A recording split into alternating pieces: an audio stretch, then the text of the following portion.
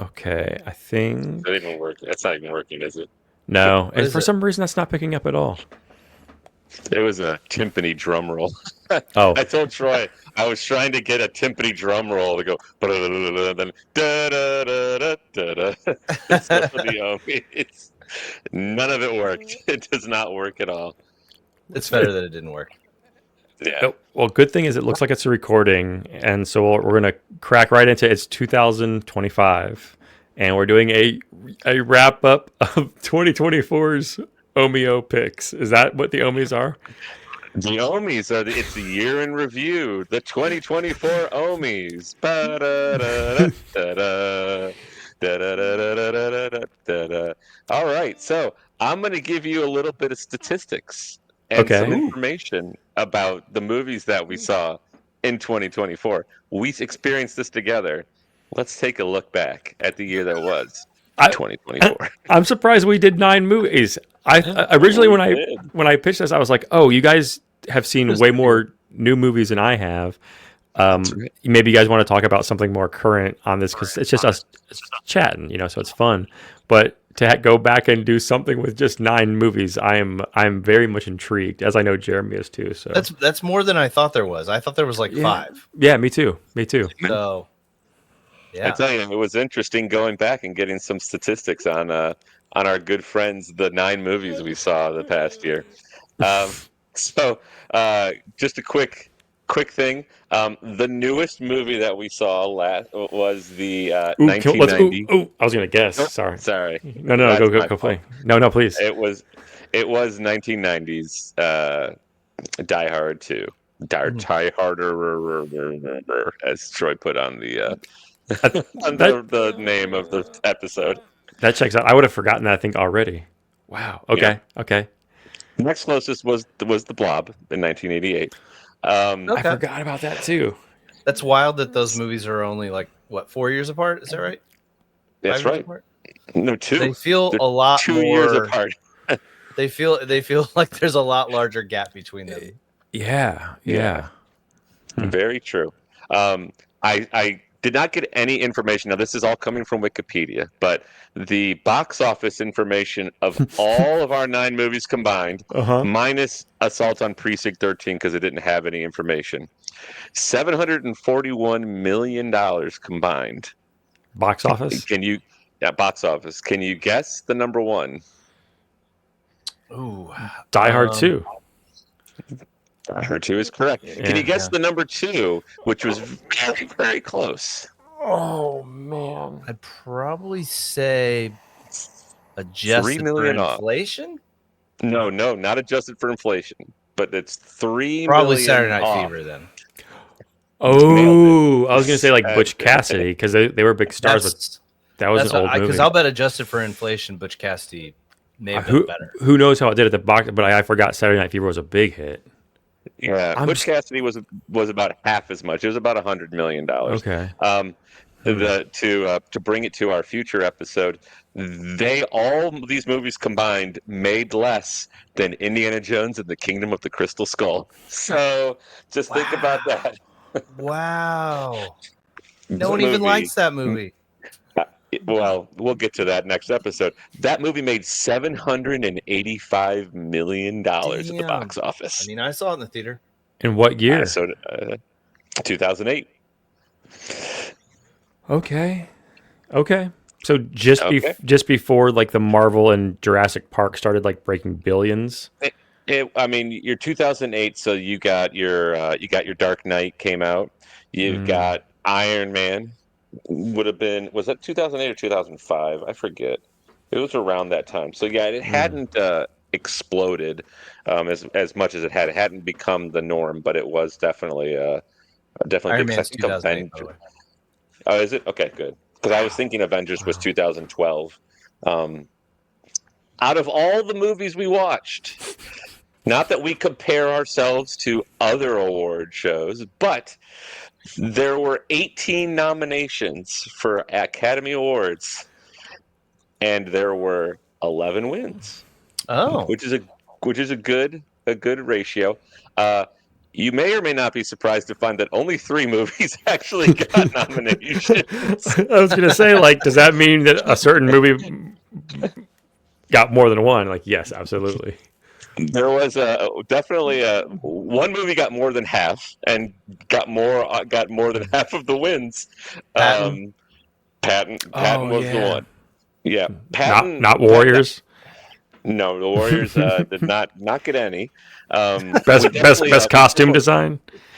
We definitely front loaded our prestige movies as opposed to the second half. Woman in the blue shirt took all the Razzies home. Yeah, when we started when we started Creep Show, we kind of decided no more Oscar movies. But yeah, so Butch Cassidy got 7 nominations, and it won in original story, song, score, and cinematography. Lost Best Picture, Best Director, and Best Sound. Do you know what it lost to for Best Picture offhand? 69. I Ben-Hur. don't remember. Is that it? I don't know, something around. No, I know. Ben-Hur's earlier than that. I don't know. I thought Ben-Hur and Spartacus all came out around those years. You guys there? I will. Yeah, we're here. I will have to look it up now. I can hear you, Jeremy. Oh, there goes. Yeah, I hear you. For a second. Oh, weird. Hang on a second. Amazing. Now I gotta look it up. Amazing stats, though. This is like blowing my mind beyond what I thought was going to be. Oh no. Okay, good. Phew. I was thinking it was Oliver. Oliver was the year before. This one was Midnight Cowboy. Midnight Cowboy won. Oh, okay. Which I think we have on the list of movies. No, maybe I don't own Midnight Cowboy. Maybe I don't. I've never seen that, but it's a good soundtrack, I think. I used to have the soundtrack. Okay, sorry. Yeah. And then The Shining got 0. That was our number 2. And then you got Patton. Patton got nominated for 10. It won for Best Picture, Best Director, Best Actor, Original Screenplay, Art Directing, Editing, and Sound. And it only lost in 3. It lost cinematography, score, and visual effects. So, and then this was the big surprise to me. Can you name the one other movie that got a nomination? I'll bet it's something for technical, unless Saturday Night Fever got nominated for a song. That's what I was going to say, too. That would be my only guess. So you're in the right movie, but it's the wrong category. Oh. This is what shocked me. John Travolta got nominated for Best Actor for Saturday Night Fever. Not the soundtrack. None of the songs got nominated for Best Song. It didn't get nominated for Best Score. I don't even know if they did soundtrack back then. I don't think they did. So I was shocked. Now, it won in the 78 Grammys. It won a whole bunch of stuff. So it won in its own awards. But that was the only other one. Do you know who he lost to? Because, I mean, he was really good in that, I think. 77, it might be... well, he would have been. What's that guy's name? I'm trying to think. May not be the Deer Hunter. It might be Coming Home. John Voight. Let's see. 77. Isn't he in Midnight Cowboy as well? He is. That's correct. Let's see. Oh, is this your Rocky one? That was 77. That was the actual one where they. Let's see. Oh, that so was for 78, probably. That's correct. Yeah, this was the 50th Academy Awards for 77, and the Best Actor was Richard Dreyfuss in The Goodbye Girl. I did not have that on my bingo card. Wow. I have never heard of that movie. Yeah. I like Richard Dreyfuss.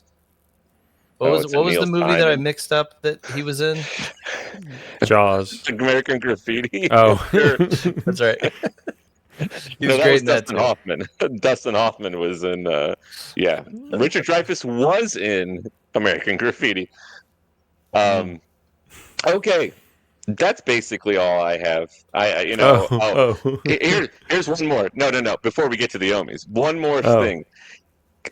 Ignoring Assault on Precinct 13, because I do not have any information about that. What is the movie that got the smallest box office? We know the largest. What is the smallest box office of all the movies we saw? I like doing this without a list of the movies too, because now I'm trying to think. I'd say Creep Show 2, maybe. Or no, I'm sorry, not Creep Show 2, Creep Show. I'd probably say The Warriors. Oh, good call. And you would both be wrong. Both of those movies made about 20 million. They made 21 and 23. The Blob made $8 million. Wow. Ooh. Okay. That's it. Major ball drop by all movie-going audiences in 1988. That movie should have made a lot more than $8 million. It would have been so fun to see it at like a rowdy movie theater too. Yeah. Oh man. All right. So, in the OMIES, we don't discriminate against. We're not like the Oscars where we need to narrow it down to only 5 people that get nominated for each of these categories. No, each of these movies, they have their own special value, and they deserve recognition for all of these awards. So we're going to go through and we're going to talk about what we think should win based off the nominations that I have come up with completely on my own. Okay, You do I not like have that. any choice on any of these. I love this. I will list off the nominees and you can tell me. Now we're going to do some of these pretty quick. Okay. All right. This might be an interesting one to talk through. So we've got best score since it came up in some of the other categories from the Oscars. So we got Burt Bacharach with Butch Cassidy. We got Wendy Carlos and Rachel Elkind with The Shining. Jerry Goldsmith for Patton. You got David Shire and the Bee Gees for Saturday Night Fever. John Harrison for Creepshow, Michael Hanig for The Blob, which I think I forgot to talk about it. The Blob had a terrible score. I think we didn't really talk enough about it during the actual conversation. But I watched that and I was like, this could use a lot better music. So much we didn't even talk about it. I didn't talk about it at Right, all. right, I thought about it back then. So as yeah, far as I know, there wasn't even a score in it. Yeah, there you I go. don't even remember anything about it. Exactly. You got boom, boom, boom, boom, boom, John Carpenter with Assault on Precinct 13, Barry Dvorak with The Warriors, and Michael Kamen for Die Hard 2, doing yeoman's work, I'm sure, coming out there and it's like, I'll just make something up. So I don't know what Jeremy, Troy, what do you think is the best score of the year? We get to, from every movie we get to pick from. You don't have it narrowed down. Every movie picks. I don't know, no man. Oh. I just said it. Every movie gets a nomination. You got to put your vote. Oh man. I mean, I'd have to give it to, I don't know. The thing, I want to give it to Saturday Night Fever. I still am hung up with the vibe of the music not matching the vibe of the movie. But I mean, if you just go purely off music, you have to give it to it. But then Patton actually won an Oscar for this, right? And one thing I want to make sure, this is score. This is not soundtrack. That's another category. When I said score or soundtrack, that's what I meant. Okay. Oh yeah, so that's true. Saturday Night Fever, I have no idea what the score was. Now that I think about it, I'd have to give it to The Warriors. Ooh, interesting. Okay. It's the least probably complex one. It probably was recorded the fastest of all these movies, but it's one that stands out, and I think it nails the vibe of the movie really well. Love it. And also, I hate that Burt Bacharach song so much. Raindrops. Is that was that song, right? That's it. Yeah. Yeah. No, that I could have done without that scene. Is the scene, not the song, I should say. Yeah, that's a good point. Yeah, just a combination of it. I will go along with you, Jeremy, but then take a slight detour to, I'll say, Assault on Precinct 13, because I don't know, being a John Carpenter mark, and his soundtracks are pretty interesting, even though that's not usually like a style of music that I particularly like. I kind of dig that it's almost nothing and it still works. And to your, like, you could hum it and it's like a couple notes, like Jaws, right? So without saying, yeah. And I would say my comment with Patton, it'd be, that's the most memorable, but I saw The Simpsons first. So when I see it, I'm like, oh yeah, The Simpsons. I think it's, again, Bart the General or whatever. So, I mean, Patton's probably the right answer, but I'm voting with my heart. There's no right answer. Well, I'm getting here. So here's what I'm thinking. Right.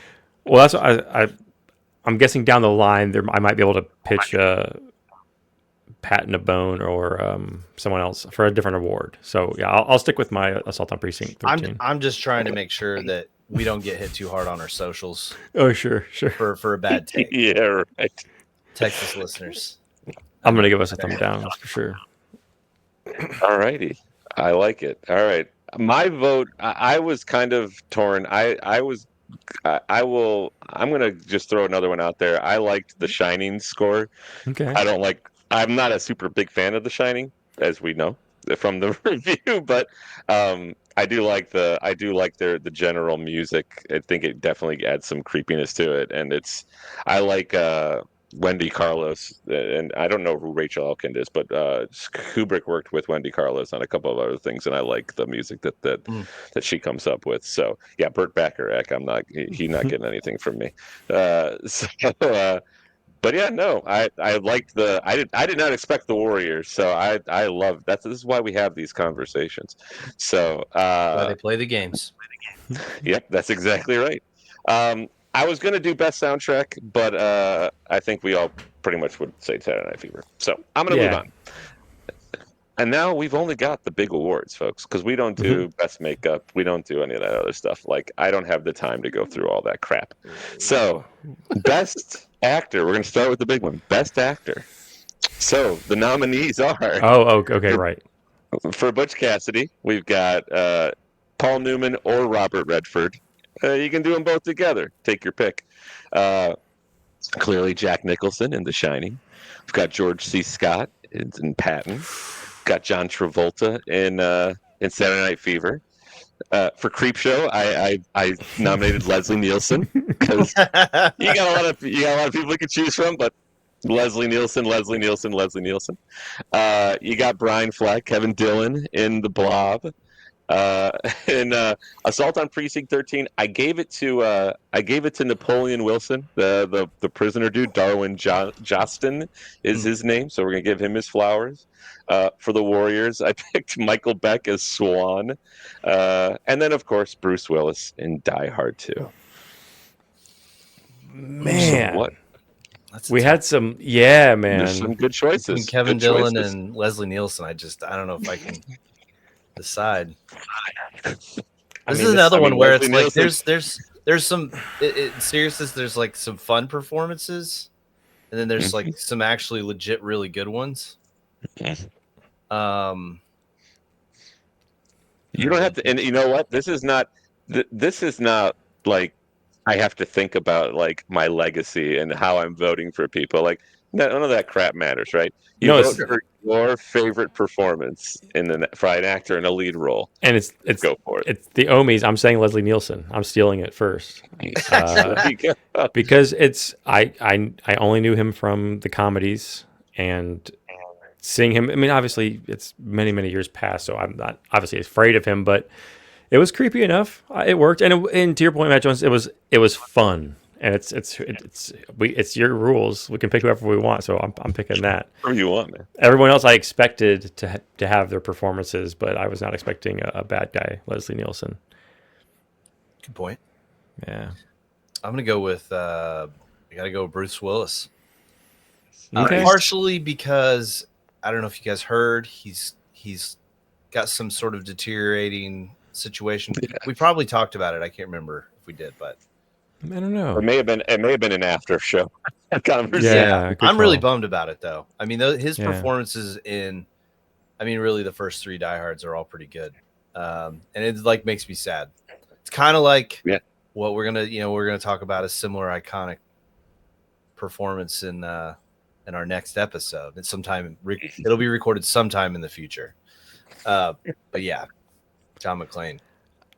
You know, when you said something about the OMIES, or we were talking about it, a week or two ago, I was thinking to myself, like, okay, could you nominate him? And then I'd say, yeah, for sure, because he does the best thing an actor can do.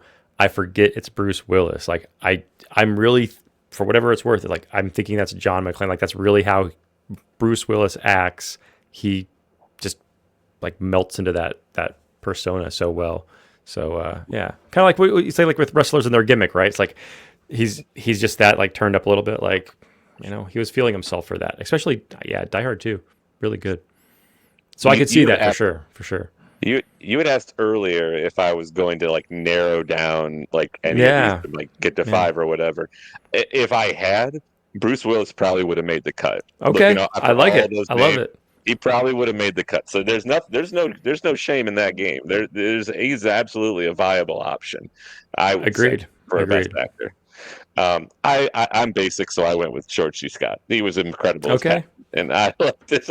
I loved his performance. I don't know what Patton is, but like if there's any sort of realism with his performance, like that dude was enigmatic, and you could see why people would hate him and love him, and like be why he's a great general, and why he would suck as a general. Like you got the whole picture with him, and so I thought he was very good. So and I like it. no, really surprising you picked the person that actually won Best Actor. Like that was really out on a limb there, Matt.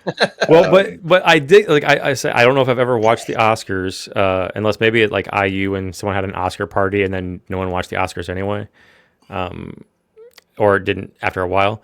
But this makes me appreciate how difficult it could be. You know, when you're like, oh, they snubbed Pulp Fiction. It's like, yeah, but if you're sitting in the room and it's like, well, but Forrest wasn't. I think it lost to Forrest Gump, which, you know, hindsight, I think people would probably be like, yeah, Pulp Fiction was a little bit more important or whatever. But at the time, and that's just like the base example that I can remember. But yeah, that was a tough category. But everyone had different pick, which is cool. I'm liking that. So next up, we're going in reverse order. I should have done supporting actor and actress first, but I'm not doing it. So we're going to Best Actress. We got Catherine Ross, who was at a place in Butch Cassidy.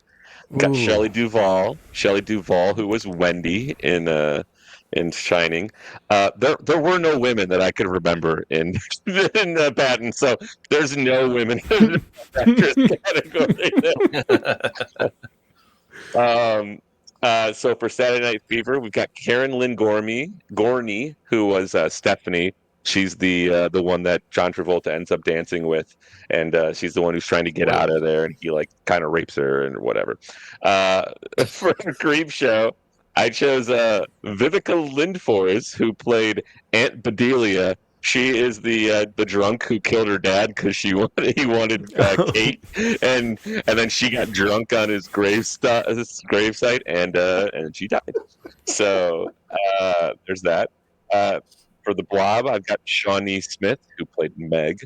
For Assault on Precinct 13, I've got Lori Zimmer. She was Lee, who was the one lady who like survived the whole thing. Right, she got shot in the arm, and she was tough, and I liked her performance. I did too. Clear. We've got Jeremy's clear choice for a winner with Deborah Valkenburg, who was Mercy in The Warriors, who Jeremy absolutely hated, if you remember. I remember. And then we've got Bonnie Bedelia in Die Hard 2.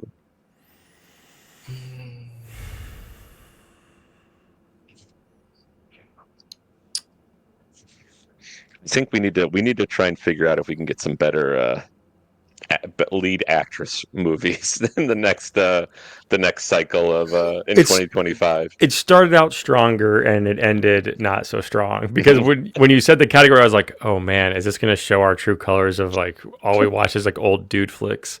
And yeah, to a degree, and all these performances for the most part are like could arguably be supporting actresses too.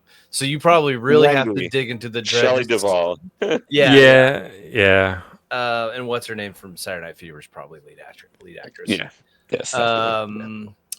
To respect the category, I really want to say Bonnie Bedelia. I like her a lot in both the Die Hards. She's mysteriously absent in the third one. Probably asked for too much money.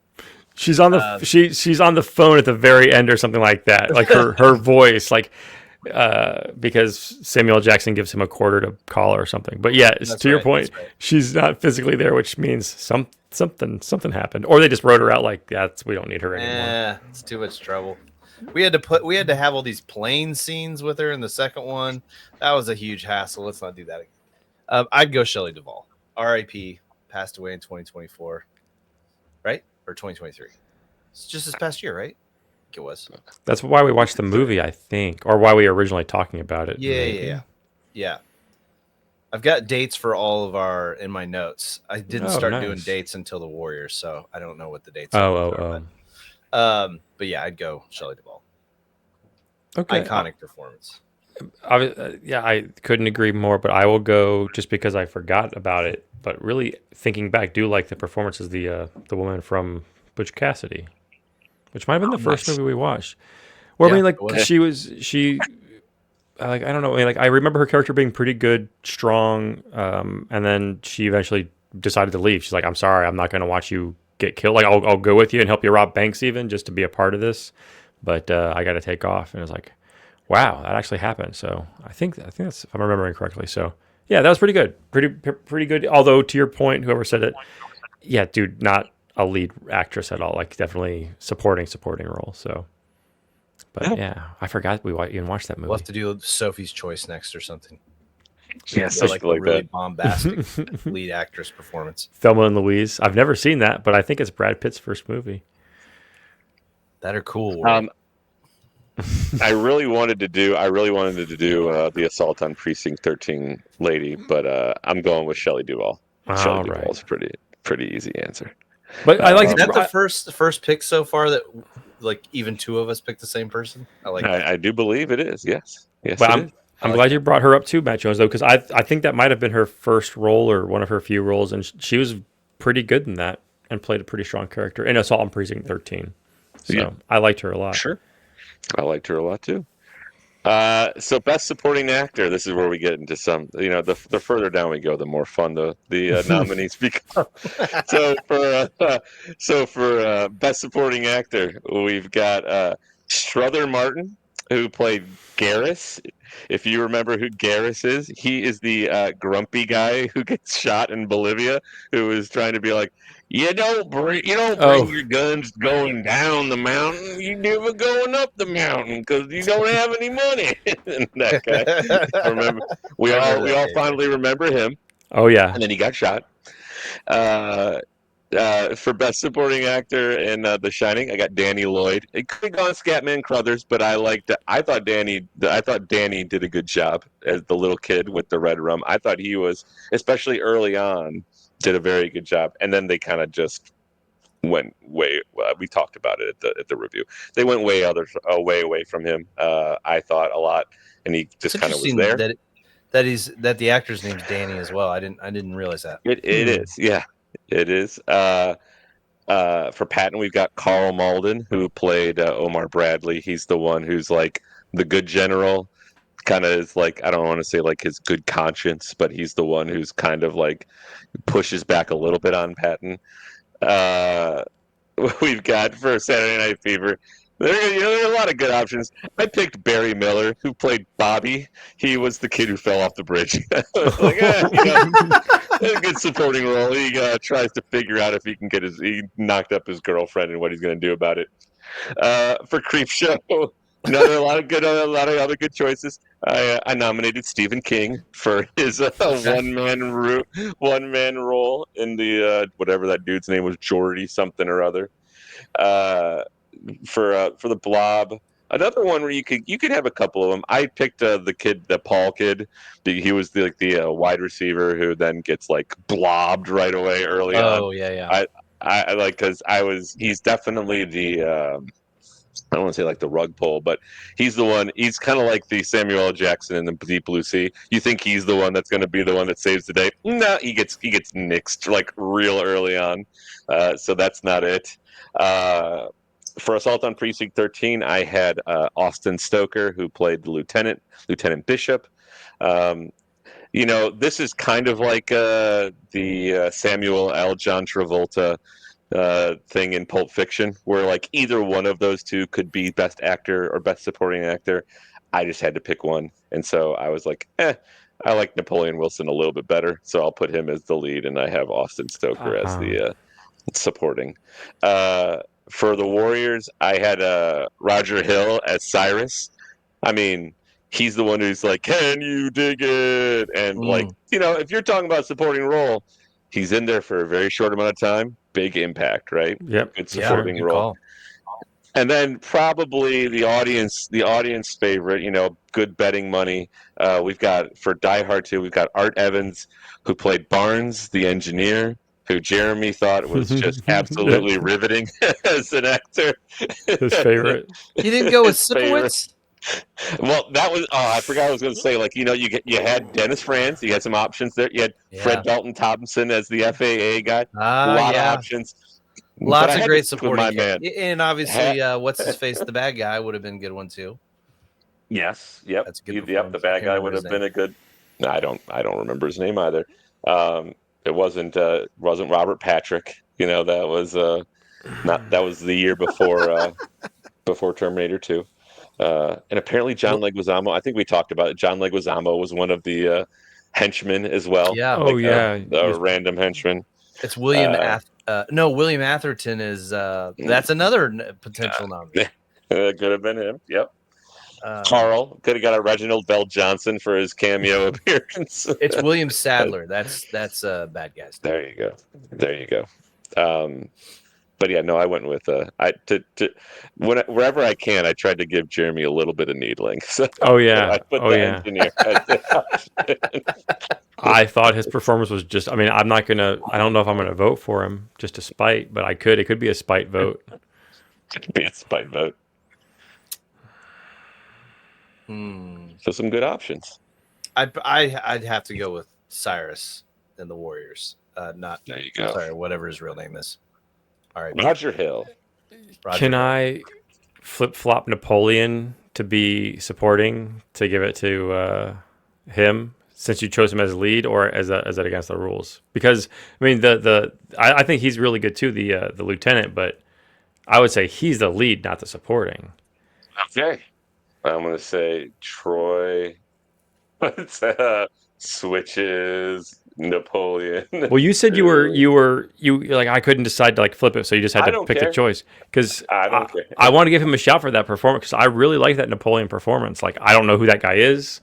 I don't know if he's from old movies, if he didn't do any movies ever. I'm guessing he was from older like westerns or something, but I don't know. It was good, like super good performance. Oh, that was kind of an ensemble. But yeah, I'm going to give it a second shout out because I liked it a lot more than I did the first time after we talked about it. I love it. Yeah. I love it. And this might surprise you because I did not like the movie, but I'm going to go with Danny because I really especially early on. I'm giving it for the first half, Danny, in The Shining. I don't like what happened in the rest of the movie, but Danny did a very good job. So this is this is showing that the Academy can vote for movies they don't like because this is the second time you voted for a movie you don't like. I mean that happens Absolutely. though. Every year in the Oscars there'll be like a movie that's like not 100% loved, but it'll have like a really. I feel like Angelina Jolie's always nominated for something that's nominated for nothing else. Has she still been acting? Yeah, she's nominated in well, they haven't done the Academy Award nominations, but she was nominated for a Golden Globe. Yeah. For I'm gonna get her at the show. An opera singer movie. I can't remember the name of the. Can't remember the name of the movie. This might be a really stupid question. Can it be like a Netflix movie, or does it have to come out in theaters for the Oscars? It has to change the rules. Yeah, it has to have a limited release at least. So, like, if it plays at a film festival, like Tribeca or Toronto or whatever, for and they have it for a short amount of time, and then it comes out on Netflix like 2 months later, it can win. Because I think Angelina Jolie's movie is on Netflix. There you go. Yeah, I was just asking because like I can't remember. I mean, I just don't think they're advertised that much. But like movies that come out in theaters, like what? So crazy. Okay, so this might have come out at a film festival or like an art theater for a couple weeks, and then it really got released on Netflix. But that's their kind of workaround to get nominated. Okay, I dig it though. I mean, a movie is a movie, man. I agree. Got to make those ducats. I did want to say that I liken it to Andre Dawson when he won NL MVP on a terrible Cubs team. You have an amazing performance, you get recognized. You don't have to be on a good team. You don't have to be in a good movie. If you have a good performance, you can get They'll find recognized. you. Okay, Yeah. I'm with it. Uh, and so get we'll go through best supporting actress real fast because I don't have a nomination for Butch Cassidy, The Shining, or Patton. All of them don't really have a supporting actress in there. It Saturday Night Fever. I had Donna Pescow, who is Annette. Right, she's the one Ooh, that the girl that everybody like abuses, and I thought she did a really good job. yeah. I said for a creep show, I had Adrienne Barbeau, who was Billy, who was that lady at the end, who was just like a complete asshole, and like her husband hates, and eventually gets rid of. Yeah. Uh, for the Blob, I put Candy Clark. She's Fran. She was the diner lady. I thought she did a good job. Yes, Um, definitely. uh, for Assault on Precinct 13, a little bit of a gag one. I put Kim Richards, who was Kathy, the little girl who gets shot by the bad guys. Which, fun fact, Kim Richards was one of the original like Real Housewives of Beverly Hills. She was the little girl who got shot. Uh, it's a small world. For the Warriors, I had Lynn Thigpen, aka Chief from Carmen San Diego, because she was the radio DJ. I thought she did a good job. Good call. Oh man. And then Die Hard 2. It was like a little bit of a stretch, but it was the news lady Sam. Her name is Sheila McCarthy, is the actress. Oh, She I think plays that's a good that pull. news lady. I do too. I So, yeah. absolutely do too. Man, see, you were saying that we're going to go through this one fast because there's not a couple that have it, but this has been like the hardest for me to kind of decide, I think, because I really like all of these performances. And to your point, like they're small and you almost forget. So, and kudos to you for picking those out too. Yeah, for real. Man. I'd go Donna Pescow. Personally, she's the only character that I remotely empathize with, or could relate to it in any stretch. I thought her performance was great and tragic. I felt really bad for her, and I thought she did. What role was that again? Oh, Saturday Night Fever. Saturday Night Fever. Oh, okay. Ooh, yeah.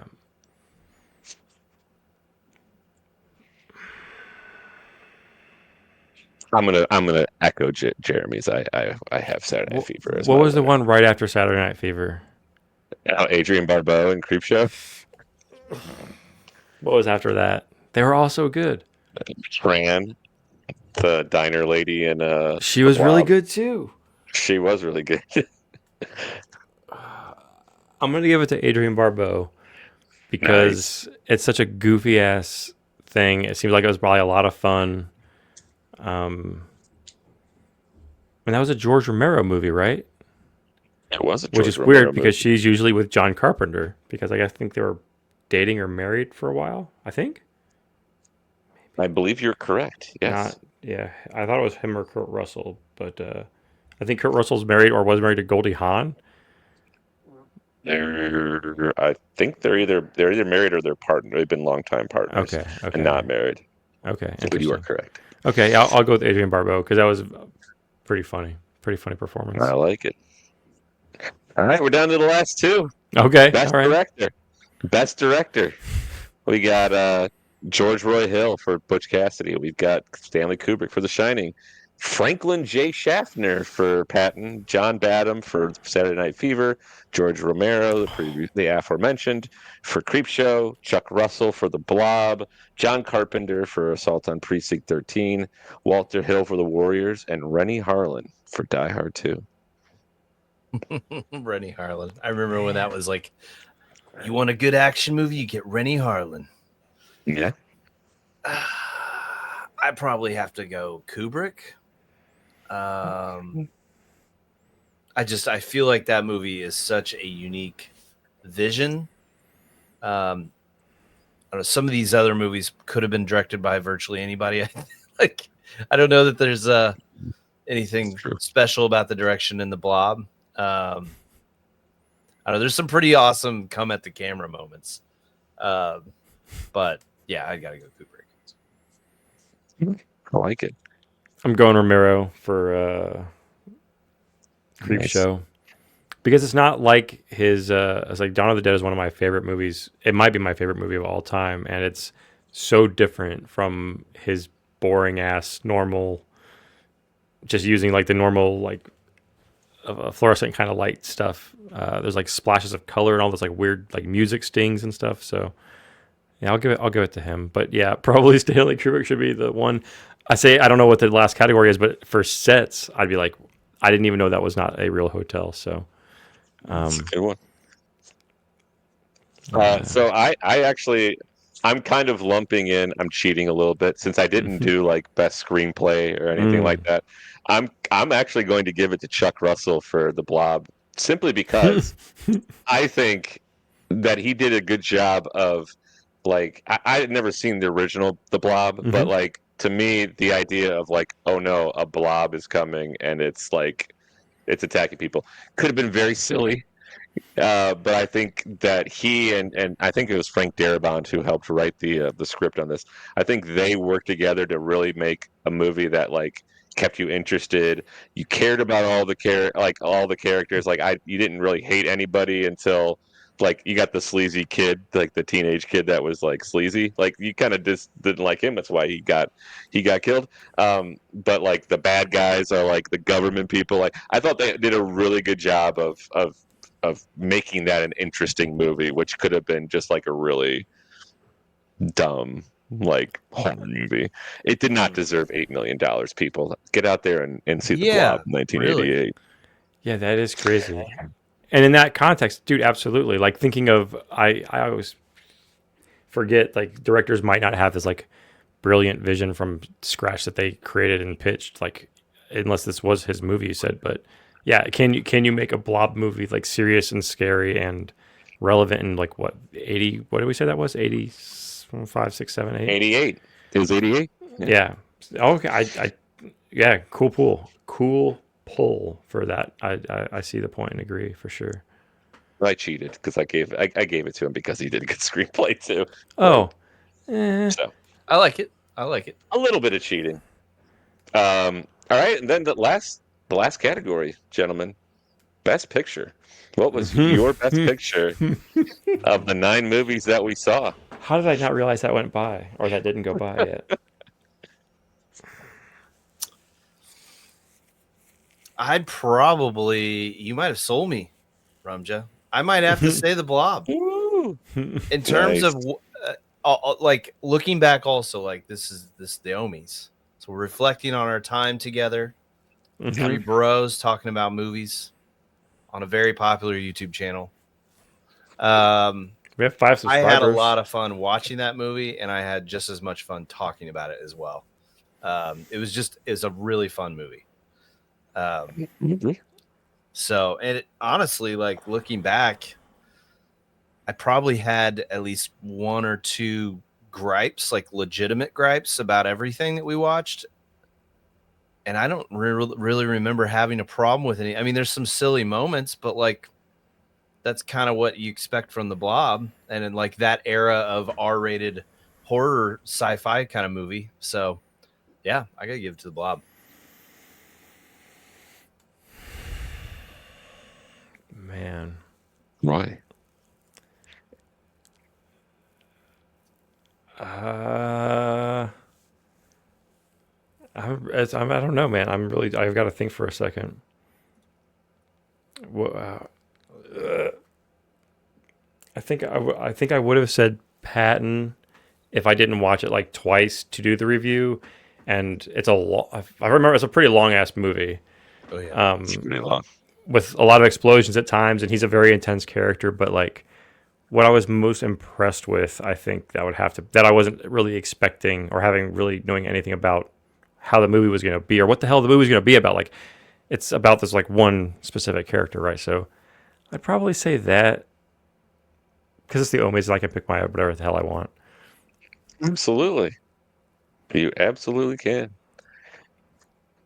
I'm going to tell you this one is tough. I wanted to like Saturday Night Fever more than all of these. And there were parts of Saturday Night Fever that I thought, like, we're talking like the highest highs. You got like the "You Should Be Dancing" scene. Like, if we're talking about specific scenes, that might be my favorite scene that I saw because it is Yeah. it's so good. As opposed Unbelievable to like with the technology they it's had like back then. it's the antithesis of the raindrops keep falling on my head scene, which to be like one of the worst scenes that I did not like. But but that movie had the quote, "The future's all yours, you lousy bicycle." That's true. It did Early have that. days of Omeo, I didn't take a lot of notes, but that's one of them. This is why I didn't nominate best screenplay because with that line you got to give it to Butch Cassidy, right? I didn't put that in there. So man, this is tough. I I think I'm gonna give it to Die Hard 2 because Wow. I was close to Jeremy almost convinced me. I had the best time watching Die Hard 2 and The Blob. I liked a lot of other movies. I had great experiences watching some of the other ones. I had some not great experiences or disappointing experiences watching some of the other ones. But I think Die Hard 2 was the one overall that I was just like, I can't I don't remember this being this well made. I don't remember this Yes. being this good. And as I was watching it, I was like, I am shocked at how good this is. Like, I cannot remember. And it like baffles me that people are like, oh, yeah, that's the one that's not so great. Because it Yeah, was I was gonna say so that. Like, you good. talk to people, and people are like, "Yeah, Die Hard 2 sucks," and I'm like, you might want to go back and rewatch it because I don't know if Yeah. it's what you remember it being. Yeah, I don't know. But so I'm gonna give it. I'm gonna give it that. Like I said, any of these movies. If one of you would have picked any of them, I would have said you're more than welcome to, because there's some good things, even the ones I didn't like. Right? If you really get into The Shining, which I didn't like, I don't hate on you at all for not for loving that movie. Like The Warriors, I would not have expected best score, but you could like The Warriors a lot. Like all these movies, I thought had good qualities to them. So it was definitely a good year of choices. Even the movies I didn't like, I was very happy with. Yeah, and just now, like we were talking earlier, it's oh gosh, we've actually watched 9 movies where now I've completely forgotten. I'm like, what do we watch? What do we watch? Pretty good mix. Like, I mean, with a long enough time span, because like early on, it's like, yeah, we were watching these old kind of like Oscar blockbuster things, and then we got really off the deep end. So quite the mix. So yeah, once we have more episodes in a year, maybe this year, I'm guessing a lot more. That'll be fun to think about that many. Or you might have to do a whittle down. Wendell Down, the famous Wendell's British actor. Wendell's and your Brunello milkshakes. Oh my Oh, goodness. delicious. Yeah. But that, ladies and gentlemen, is your 2024 year in review, Wait, where did Troy pick this? Yeah, you picked Patton. Yep, Oh, I'm Patton. sorry. Okay, yeah, I'm sorry. We got hung up on Die Hard 2. Yeah, but I think I like Matt Jones's point because I could have had runners up, or I could have made an argument for almost any of them, and like, wow, I wasn't expecting this, or and I guess I would also would say I wouldn't be able to say that without having the conversations that we've had and getting other people's things that they picked up on, or research and tidbits and stuff like that. So yeah, And I would be wow, honest, like surprisingly good year. I thought about like, do we throw in some like Razzie kind of things? And I was like, I don't really want to do that. Like these movies, even the ones I didn't like, even like Butch Cassidy, which I'm kind of like, I don't get this movie. Sure. Like even that one, like it's not, I don't think these movies deserve Razzie kind of awards. They're all good. People can like them. It's perfectly fine. I think like my takeaway is I don't regret watching any of these movies. Like No, even the good ones call. I didn't like as much, I still am glad I watched them. Surely. There's, and like you said, I think there's like redeeming qualities about all of them. Even Creepshow. Even Creepshow.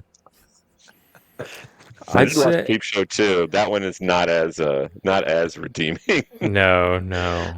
I'd say since everything's working, we've only been 50 minutes. I say we roll right into Indiana Ham. Indiana Matt Jones.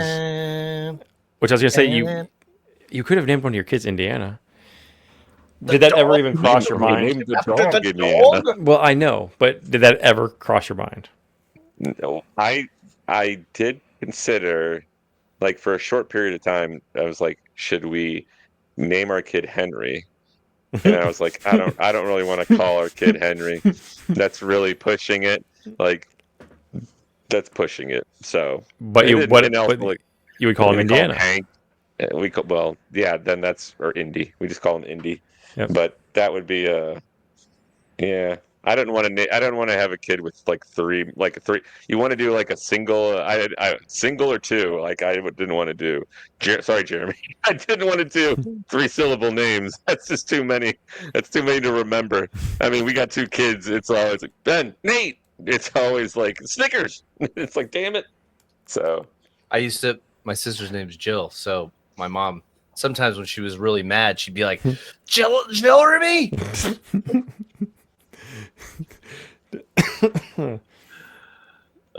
yes, no, that it came up. It came up in my head, but no, when stayed away from the Indiana Jones references as much as possible. That's too bad. That's too bad. I don't know why that. I thought I was so clever. I thought about the other day. I was like, wow, he's halfway there. If he had a kid named Indiana, but why do we live in Indiana? We're automatically Indiana Joneses. I guess that's true. I guess that's true. So we're talking about all 3 movies, right? Did you watch all 3 yesterday, Jeremy? Oh, I'm not prepared to talk about all 3. I thought it was Last Crusade. I might have missed that. Oh no worries. Last Crusade, I'm with it. Oh my gosh, could you imagine how many timestamps I would have had? Now, I will say this. So my notes are, I was on the treadmill for the first half of the movie, so the notes are hilarious because I was like, I don't have time to fix typos. It is what it is. But what I realized is these first 3 movies are so good. Yeah. They are so good. And I've watched Raiders of the Lost Ark the least of the 3. Temple of Doom is definitely the one I've watched the second most. And I've seen Last Crusade probably more times than any other movie I've ever seen. Wow. Like I can almost just kind of recite the dialogue along with the third one. And watching it made me realize it's in my top 5 all-time favorite movies. I love this. I love the movies. I love the characters. There's some issues with all of them, of course, but man. So our picks tonight is all 3 of the Indiana Jones movies. That's what, right? I rewatched them all in preparation to talk about them if we want to, but I'm happy to focus on the third one as well because we'll talk about the others in relation to it, especially if you have notes. So I think that'd be it works out to be a really good way to do it all, I think. Yeah, well, I mean, if we're gonna talk through all of them, I don't even though, and I'm not mad that I've got all my timestamps. This conversation might not work for us to do a full walkthrough of every single movie. Exactly. No, that wasn't the plan. I don't remember. Yeah. I don't remember. I have to rewind to be like, how we were going to do 20 minutes. We're going to do like 20 minutes on Raiders, 20 minutes on Temple, and 20 minutes on Crusade. I actually, now that I've seen them, I had the boys. I was like, you guys want to watch some Indiana Jones? And we watched Indiana Jones movies literally 5 days in a row. We watched 1, 2, 3, 4, 5. Wow. So we saw that's all awesome. of them right in a row. Yeah. And they were into them. Now we haven't gotten to another Friday. So I don't know what they're going to watch today. Like when we saw the Pirates of the Caribbean movies, that's all they wanted to watch every week was Pirates of the Caribbean. So hopefully they want to watch Indiana Jones. But I actually like the idea of focusing on Last Crusade and then talking through it. And if we bring it back recalls or other ones, we can do that. I think that's fine. Definitely. I would say until I rewatched them, I would have said Last Crusade is my favorite just because it's just the movie that we've said for other stuff too. But there's something incredibly, I don't want to say like sexy about the first movie because like, it's younger everybody. And I almost said George Lucas, Spielberg and stuff.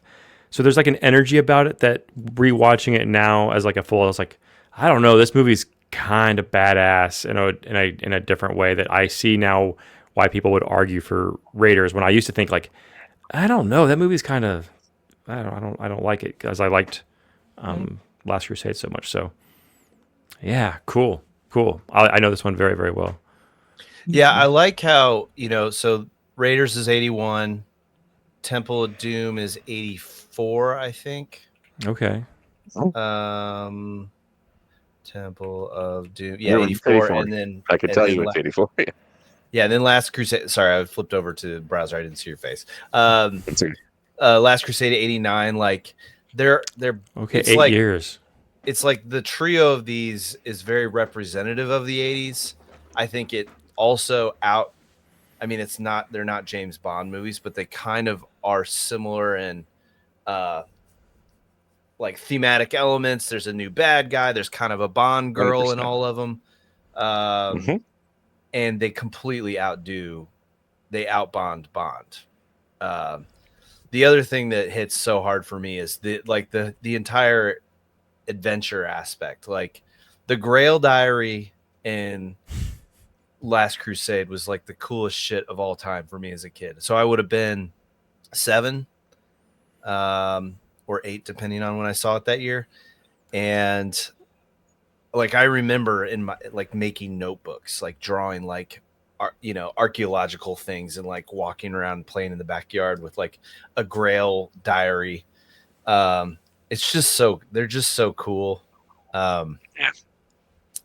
yeah, I could. Have you played the new Indiana Jones game? Because he's got a notebook for all the I different things he have, picks up in that. yeah. So I actually streamed a little bit. Troy watched some of me Oh, that's right. Yeah. play some I'm of it. only scowling because you played it for one thing and then you're like, I'm gonna go I back know to I played it playing for one something session. I else. put like maybe 2 or 3 hours into it, and then I haven't been back.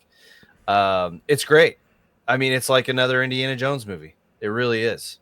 They It they is. nail it. And like the other thing that's so Indiana Jones is, and I had it in my notes at numerous points.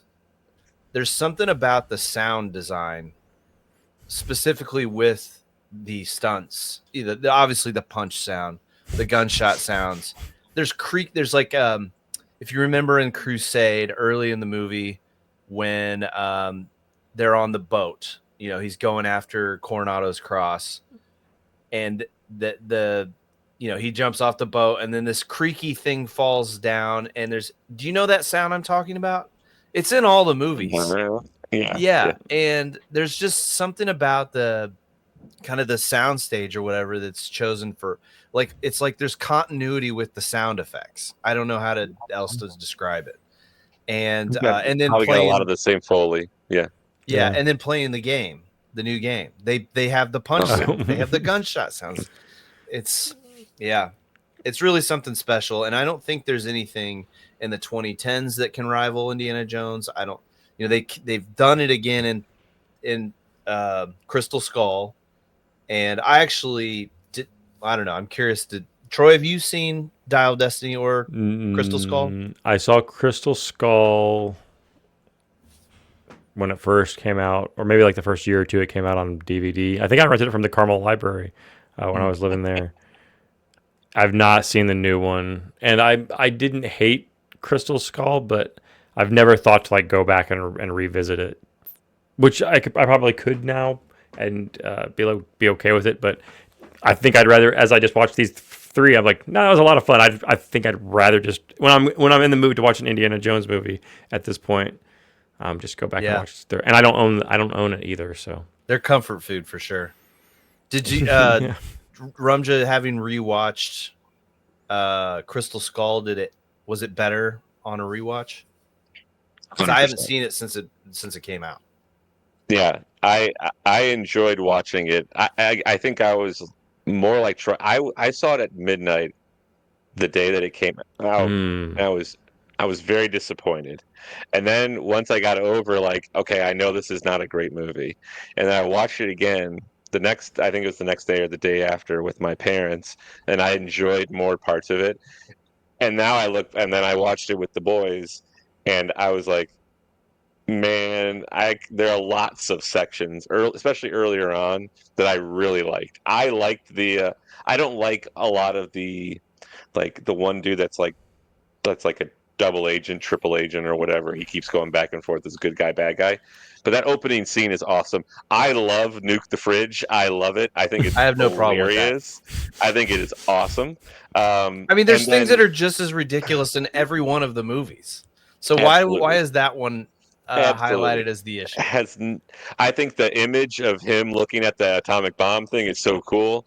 The chase in the schoolyard with Mutt and his motorcycle, I think is super cool. And frankly, I think Shia LaBeouf kills it. I think other than the vine swinging thing, which is still kind of obnoxious, like that's the only get over that thing I remember about the movie, other than the scenes you just mentioned. Yeah. I think he does a really good job, and they kind of tease him taking over, and like clearly that didn't happen. But I thought he did a really, really good job in that movie. I thought he was really good in it. And now he's like, I don't know what he's doing. He's gone crazy, but it's fine. He did a good job in that movie. Do you feel like I kind of feel like Aliens? Spoilers. Aliens is kind of like what we're building up to in that movie. And I think that was like one of my big issues with it, of like, all right, we got the Grail, we got the Ark of the Covenant, the what are they called? The Shankara stones. Sankara stone. Yep. The Dial of Destiny, sure. Alien stuff though feels outside the purview of Indiana Jones to me. That's fair. Like I think they're like are theoretically like old crystal skulls or something like that. It's like an ancient, like it is an ancient like relic, and it's given powers that probably clearly don't exist. Like I don't think that anybody knows. It's not based on a true story, you're saying? I mean, it's not. It's just I think like the Ark of the Covenant and the Holy Grail are a little bit more like ubiquitous as far as like kind of relics that we can see, and we assert power to them because of that. It's fine. Like I know the alien thing can be kind of like it's no longer like really adventure. It becomes more sci-fi, but I that would be one of the things I'm like not super excited about it, but I did overall watching it. I had a good time. It did not bother me as much as it did 17 years ago. That's crazy. Trying to think about 14, it says 16 and a half, 17 years ago. It's just like, all right.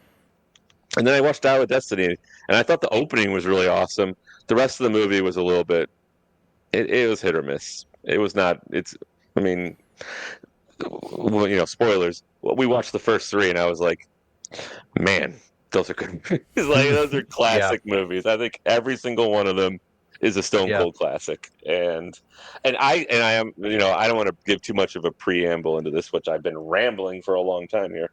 I actually was like, I always remembered watching Last Crusade. So like Last Crusade, I remember getting, like, my dad worked for a video distribution company at the time, and he got like the VHS for Last Crusade, and it was like such a big deal. It's like, holy crap, we're getting this movie. It's PG-13. I'm not 13 yet, and I get to watch this movie. It's so awesome.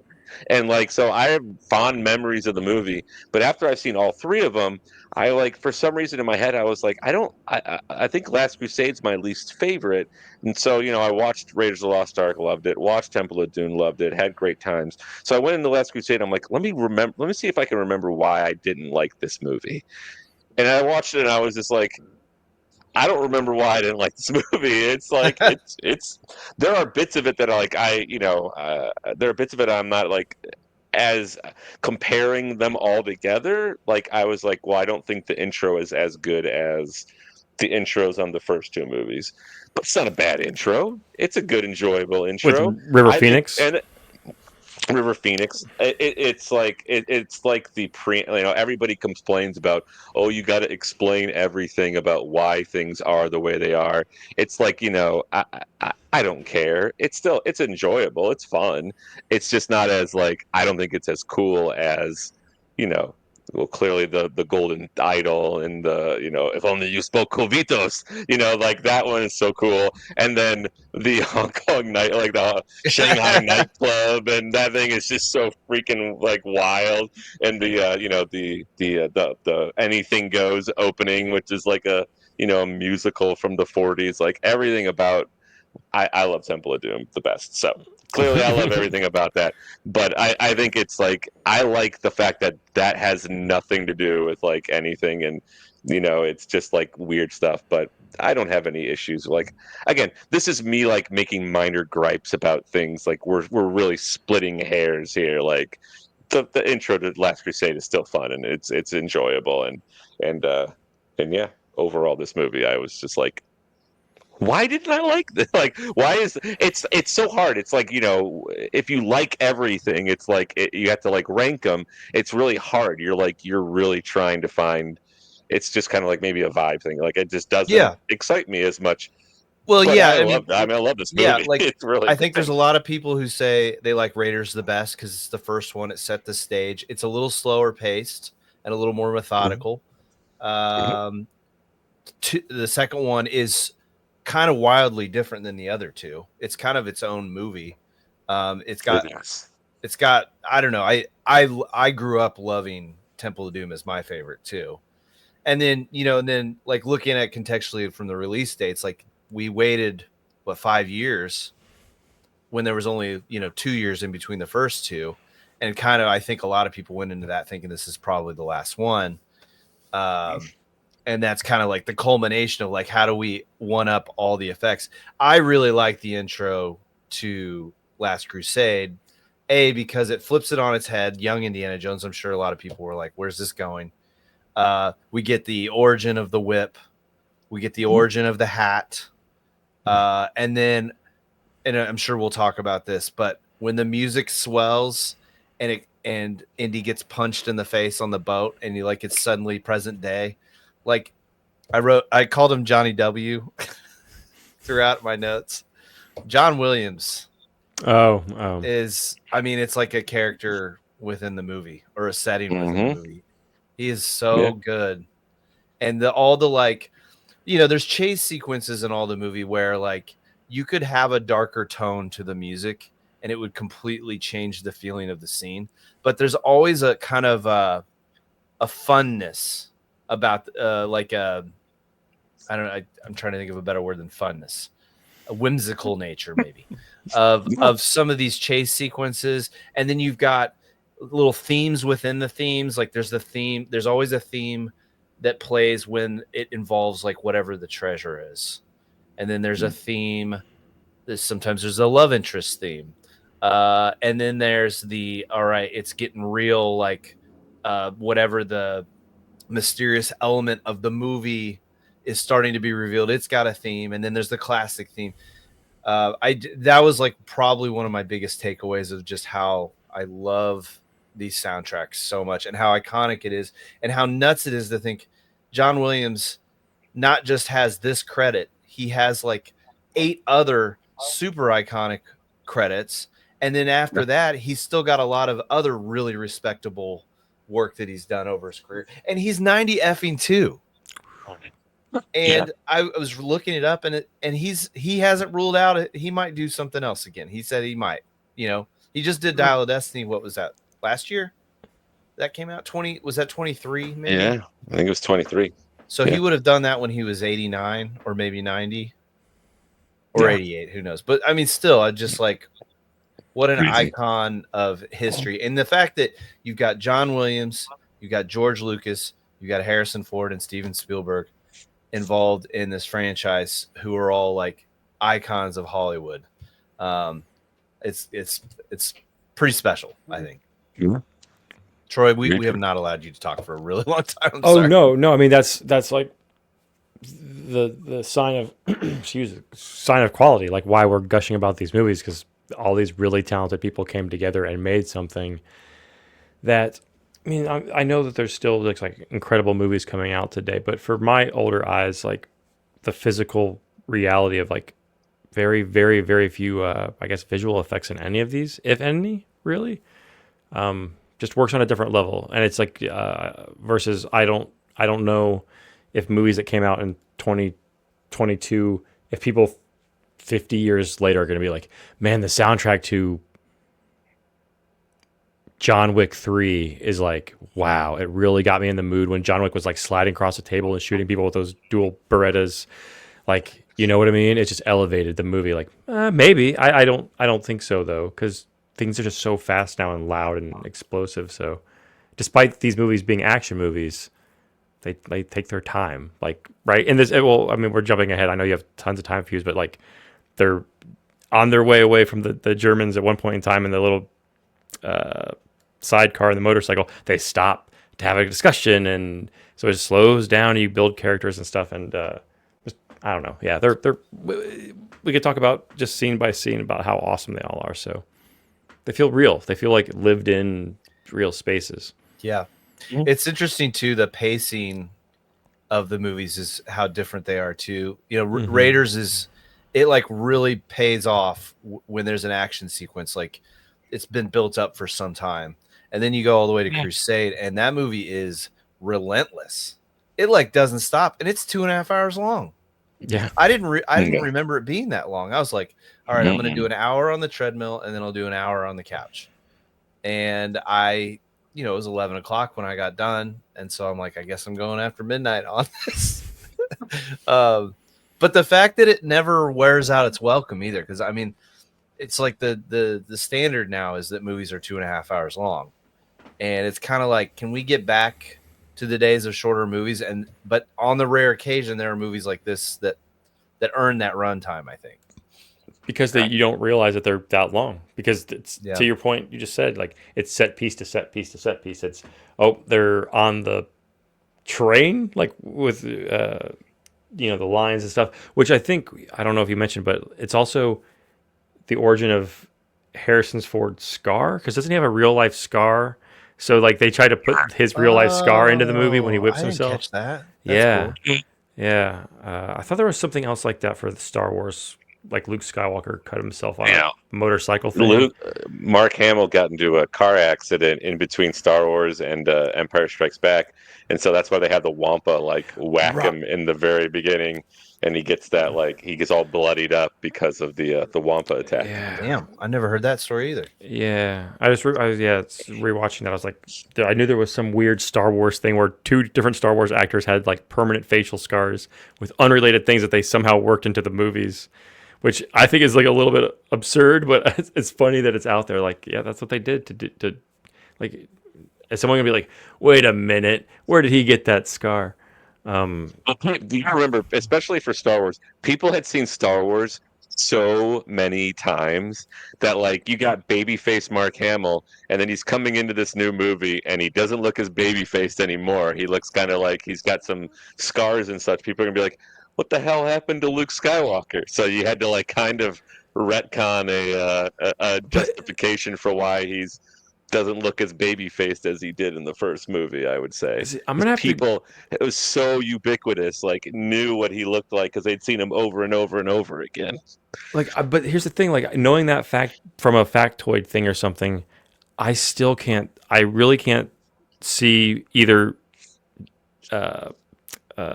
Harrison Ford's scar unless I'm really looking for it, or like I'm gonna go back. I'm gonna pull up Empire Strikes Back when we get off this conversation and be like, I could never tell that he looked any different. So when people, you know what I mean? Like, so I never noticed the scar you're talking about. Yeah. Okay. I'm going to look at it again. I knew it was. But these nerds probably saw it more times in the theater than I've seen it, period, ever. Maybe. And this is the thing: is they don't see it like we do on our phones or in a smaller venue. They see it on the big screen where everything's blown up, and so they probably saw so many Harrison Ford close-ups and so many Mark Hamill close-ups. Yeah, that's fair. That when you get Luke out there talking with Yoda on this huge screen, you see all these like weird scars on his lip and such. You're like, what the hell happened to him? He didn't look like that in the last movie, so you had to concoct an explanation for it, I suppose. Yeah. Interesting. I buy it, but I mean, I'm a pretty big nerd, but that's pretty big nerd to be like, I need an in-movie explanation for the actor's out-of-movie injury between movies, or unless they're thinking that something happened in the in movie universe and they weren't explaining it. Like, what happened to Luke Skywalker? Did he have a fight with Darth whatever Darth Vader? I guess at that point in time. Yeah. Well, there's so many Darth now. Sidious, Plagueis, Darth Maul. Someday I'll watch that at movie least, again. it's better than like, an early scene in the movie where Han's like, "Yeah, Luke, sorry we didn't save you from that bounty hunter on Dagobah or whatever, like some weird other planet." It's like, "Yeah, I'm just lucky I got this scar and nothing else." Yeah. At least they give like a boom and a cool like thing where somebody like That's whacks him. So that's fair. That's fair. Sorry, we were talking about Indiana Jones. No, all good. We were talking about the length of the movie. Yeah, but it goes by because it doesn't wear out its welcome. It goes the next scene. Oh, now they're exploring and going into the tomb, and then it goes from like they're in the library for a half a second, and he figures out the next thing. Like, all right, let's break through the floor. So yeah, it's a ride, man. That's a good segue point too, because humor in Indiana Jones, that's a big part of these movies too, and they all have their like little moments. I really like the librarian scene where he stamps and then they time up the crashing through the floor. Lots of good moments. Obviously, I mean, in the third one, it's we have his dad, Sean Connery, there, which there's a lot of really good moments there. One moment I really liked that I did not catch as a kid that gets funnier every time to me is when he comes crashing in and he gets hit by the vase and he thinks Sean Connery's concerned about his health, and then he's relieved but it's because the vase is a fake. And then all the stuff, the innuendo where Elsa has apparently slept with Henry as well as Indy. I missed all that, obviously, as a kid. Oh, sure. That was all really funny. How did you know that? She talks in her sleep. And I mean, Temple of Doom obviously has all the is it Winnie? Willie. There's lots of funny stuff with her. Now, I know a lot of people don't like Temple of Doom because they think she's annoying. But I actually recently heard, I was listening to some podcast and they were talking about this very thing. And they brought up how, like, you got to consider she's an actress and this is like the worst thing that ever happened to her, that she's been pulled along on this thing. And the scene when they're sitting around the fire and every possible creature comes out and makes sounds. The scene is so funny. I don't know if you guys have any moments from them that you thought were really good, but those were a couple of mine. I think it was Troy who said it. Like, the first movie has humorous parts, like clearly the gun shooting, right? The swordsman, like, hilarious. Like, there's funny stuff in the first one, but I think overall it's a little more of a serious tone. And then in the second one, it's like the weird, like, super dark stuff, and then also like super goofy stuff, especially with Willie. People complain about Willie. And the funny thing to me is, like, okay, so all you want Indiana Jones to do is have strong women every single time. Like, that's like, what's the, like, there's nothing interesting about, like, if you're doing that every single time. It was more interesting to me to have a little bit of a different thing. Like, you have Marion Ravenwood in the first one, who's so cool. She's drinking dudes under the table. She's fighting back. She's trying to outsmart what's his name, Belloc, right, by drinking him, and she's fighting along with Indy. She's giving it. It's like, you want to go to the next movie and have the exact same thing. Like, we're trying to have dichotomies here, so you're not just repeating yourself over and over again. So I thought it was cool that you've got a younger, a little more brawnier Indiana Jones, and then you've got this girl who, like, just basically, like, kind of like a throwback to the 1930s. Like, she's kind of sassy, but she's not like a fighter. She's not going to stick up for herself, and a lot on that. She does not like it at all. Like, and I think that's awesome because she grows, and she, like, she punches that one dude at the very end on the mine cart. Like, she eventually, like, helps out and such. So I don't know why people complain. There's no reason to complain. It's not about that. There are other things there are things to complain about in Temple of Doom.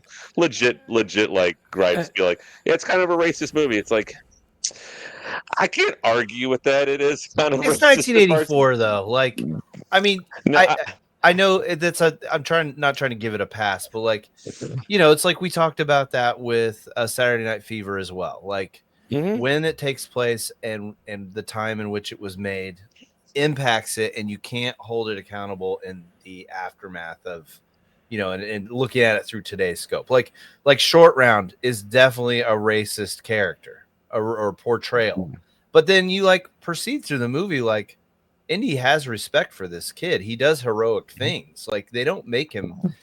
There's some caricature kind of stuff, but like ultimately he's a great character, a memorable character that I would say most people enjoy from the movie. Yeah. And obviously it being in India and they're eating monkey brains and things like that, like a kind of racist, but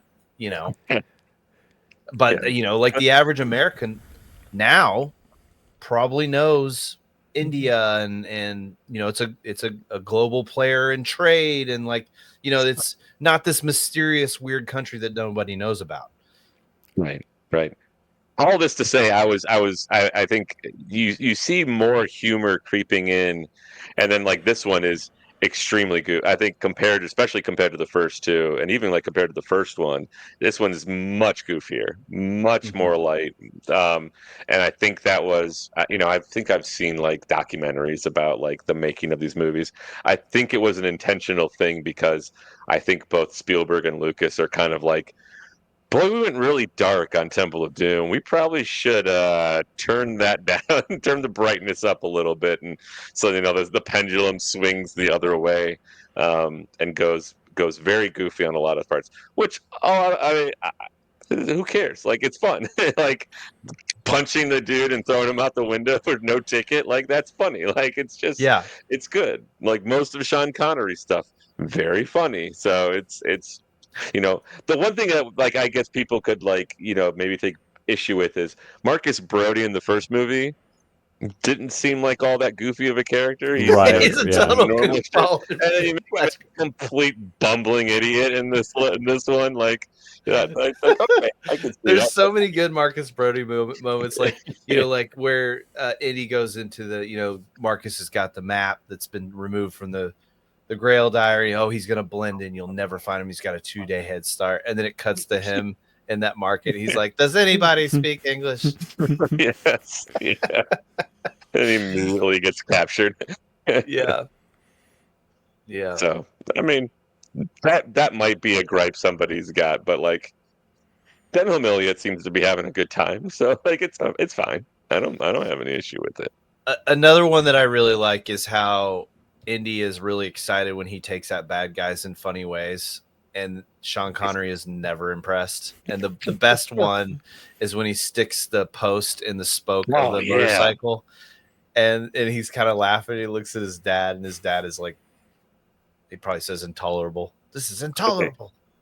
Okay. Who else attempted to put a stick into the spike of their bicycle to see if you would actually flip out like a crazy person? Because I absolutely did. I remember being a kid and like getting bikes and be like, all right, let's try and ride some bikes and see if like if I threw a stick in there, is the kid gonna flip like a madman, or it's like, nah, it doesn't work. They just kind of like, it just kind of stops the bike, or or it just destroys the stick, and I'm like, oh, it wasn't as exciting as it was in Indiana Jones. Anyway, a lot of funny stuff in this one. Oh yeah. Well, I was just real quick on before we pass completely by Temple of Doom and Willie. Oh yeah. Like, I can see people like thinking that she screams the whole time, because there's are screaming moments, which anyone screaming, I'm sure the guys with kids like, yeah, I don't want to hear people screaming all the time. But as far as like the character, they have a lot of like chemistry together. Like, so that's what it, you don't. They got married after the movie. No, they did. What? Wait, who are you saying? Indiana Jones and Willie. I'm sorry. Yeah, Steven Spielberg and her. Never mind. Oh yeah. But like, I can see them. Like, she just gets thrown into the situation. He's not creeping on her at some bar. Like she's the girlfriend of the person he's trying to deal with, and she gets, he's trying to bargain with her after they poison him or whatever. So it just kind of gets thrown into the situation, and then they kind of warm up to each other. So it's kind of cute. And then same thing with Sean Connery. Like they've got so much chemistry together that it feels.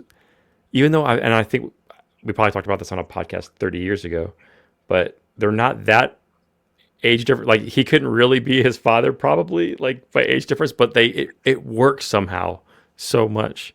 He looks. I mean, he does look a lot older than he actually is in the movie. In compare, sure. Yeah. And Harrison Ford probably looks a little bit younger Right. than he is. So yeah, but it just totally works. Good actors, man. They do the dangest thing when good directors and good whatever cinematographers and John Williams is on board. Like, yeah, it's probably going to be a pretty good movie or a good trilogy. Oh man. Yeah. Any timestamps you want to go over, Jeremy?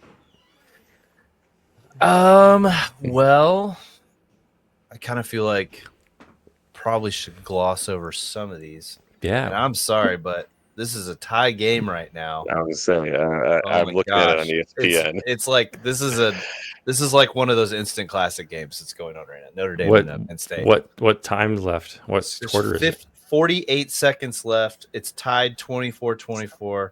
Notre Dame just got sacked on the 50-yard line, so they probably can't go for it. So it looks like overtime. There's only that much time left in the whole game? Yeah. Let me just wait. Just wait.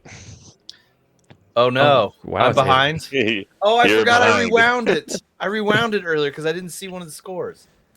Okay, all right. So don't listen to what I said. Live in the now. I did want to call out one other funny thing about second movie or Temple of Doom. Obviously, they have their exchange for the diamonds and the antidote and all that. Mm-hmm. Clearly, bad guys they're working with. Clear bad guys. The intro to Raiders of the Lost Ark, he's literally going and stealing an artifact. I mean, he's literally stealing it, and I would say the natives have grounds to be upset over that. Also, in Last Crusade, same thing. Those guys did nothing wrong. They just dug up a treasure. They were paid to do it. They did it, and some kids stole it from them. That's right. And it's like I never realized that until watching it this time. How funny that was. That like Indiana Jones was wrong. Kind of. Yeah, I wouldn't have thought about that either. Yeah. So I don't know. We can go. Yeah, we can kind of go through it if you want. Obviously, we hit upon all the intro stuff. River Phoenix, R.I.P. I remember he died shortly after this, right? And he was kind of like an up and coming actor. Mm-hmm. It's obviously Joaquin Phoenix's brother. Yes. But I've never seen him in anything else other than this. Personally, I know he did some other stuff, but I think he was expected to be like an up and coming big kid, and it's a great performance by him as a Boy Scout or Junior Ranger. I don't know exactly what they were supposed to be. He died in 93. Oh, okay, that's like 4 years later. Like I thought, was he? This is a weird thing. I thought he was like, is he in River's Edge with Keanu Reeves? Even though his name is River Phoenix, he might have been too young for that. I don't know. I don't know that movie. I know I've seen him in something else. Anyway, yeah, that's an interesting. If you've ever seen it, it was one of those like weird. Never heard of it. It got released on DVD, so it's like, oh, I'll pick up an $8 DVD with Keanu Reeves or whatever. But I can't remember what it's about. Like a dead body or something like that. He was in My Own Private Idaho. Oh, okay. With Keanu Reeves. That was the one with Keanu Reeves. Oh, okay. You saw what happened at 33 seconds, Jeremy? Yep. Yep. Yeah. So anyway, great performance from River Phoenix. I always thought that was pretty cool. And then he shows up, and his dad tells him to count in Greek. I kind of skipped over the whole train sequence. Train sequence is great. Also another origin we learned, the origin of him hating snakes. Oh, right. So that's pretty good. Do you guys remember there's a guy that woos a lot throughout woo! And I always remember that. Yeah. That one hung with me. Let's see. So yeah, he gets back with the cross. His dad tells him to count, and then tells him to count in Greek. This is the, I think, the first instance where we kind of learn that their relationship is a little strained. And there's some good moments later in the movie that I hadn't caught before, that like his relationship with Sean Connery, like them mending some wounds and stuff that like, you know, this movie is not intended to be a family drama or anything, but I thought that it handles all that really well. Fast forward, boat blows up. I love the floating hat in the water. I feel like there's a lot of Indiana Jones moments that have little visual cues that clearly the person died, but we didn't see them die. The floating hat is good. Again, I don't know what took them to that boat, but the guy that possessed that cross, to my knowledge, has never done anything wrong and just owned a cross that he paid some people to find in a cave. So I don't know why we assume he's a bad guy, but he's a bad guy because Indiana Jones is a good guy. Because it belongs in a museum, Jeremy. I mean, And that's then- the argument for everything. Yeah. Is like we want these artifacts for American United States museums, and they should be exported from their country of origin to wherever. I did write down, I really like the line, "This belongs in a museum," and then he goes, "So do you." It's really good. Which what does that even mean? That is a good one. Like, I don't know, but I think it's a good comeback. What's kind of like the earlier in the Raiders of the Lost Ark, where the guy's like, I think it was Belloc and him are talking. It's like, we bury you for 1,000 years, you become like a relic. right, but so telling him he belongs in a museum right now, it's like, well, that doesn't make any sense. You shouldn't be on this boat, sir. You should be in a cemetery right now. That might make more sense. And where are they exactly? It looks like they're out in the middle of the ocean. How did Indy They get are. there? They're off the coast of Portugal, if I remember correctly. Right. I don't want to know what events led to him getting to the boat, but that's okay. Not important. Not important. So they get back. Obviously, I believe every Indy movie has a big opening thing, and then they're back at the university, and he's teaching a class or something, and it's clear that he's not there very often. I like this one in particular. All the students banging on the door because it seems likely that he hasn't been there lately. And then he escapes out the window, and then is promptly picked up by Donovan's men. Donovan, or what is this? Walter Donovan, or something Something Donovan. like that. I just wrote him down as Donovan. Great character, I think. I love this whole because like there's a Nazi presence. There's no Nazis in Temple of Doom, are there? I don't think so. But definitely lots of Nazis in the first one, and Raiders, and in this one. I just love them as the bad guy, how they're portrayed in the Indy movies too. Like obviously Nazis are bad guys. They could make it really dark, or they could make it extremely goofy. They're like a legitimate threat, but there's still like some fun to it. But Donovan and Elsa are both Nazis, but they're like oh, I'll align with the Nazis because I want to get this thing, you know. I think that's kind of interesting. All right, yeah, your father disappeared.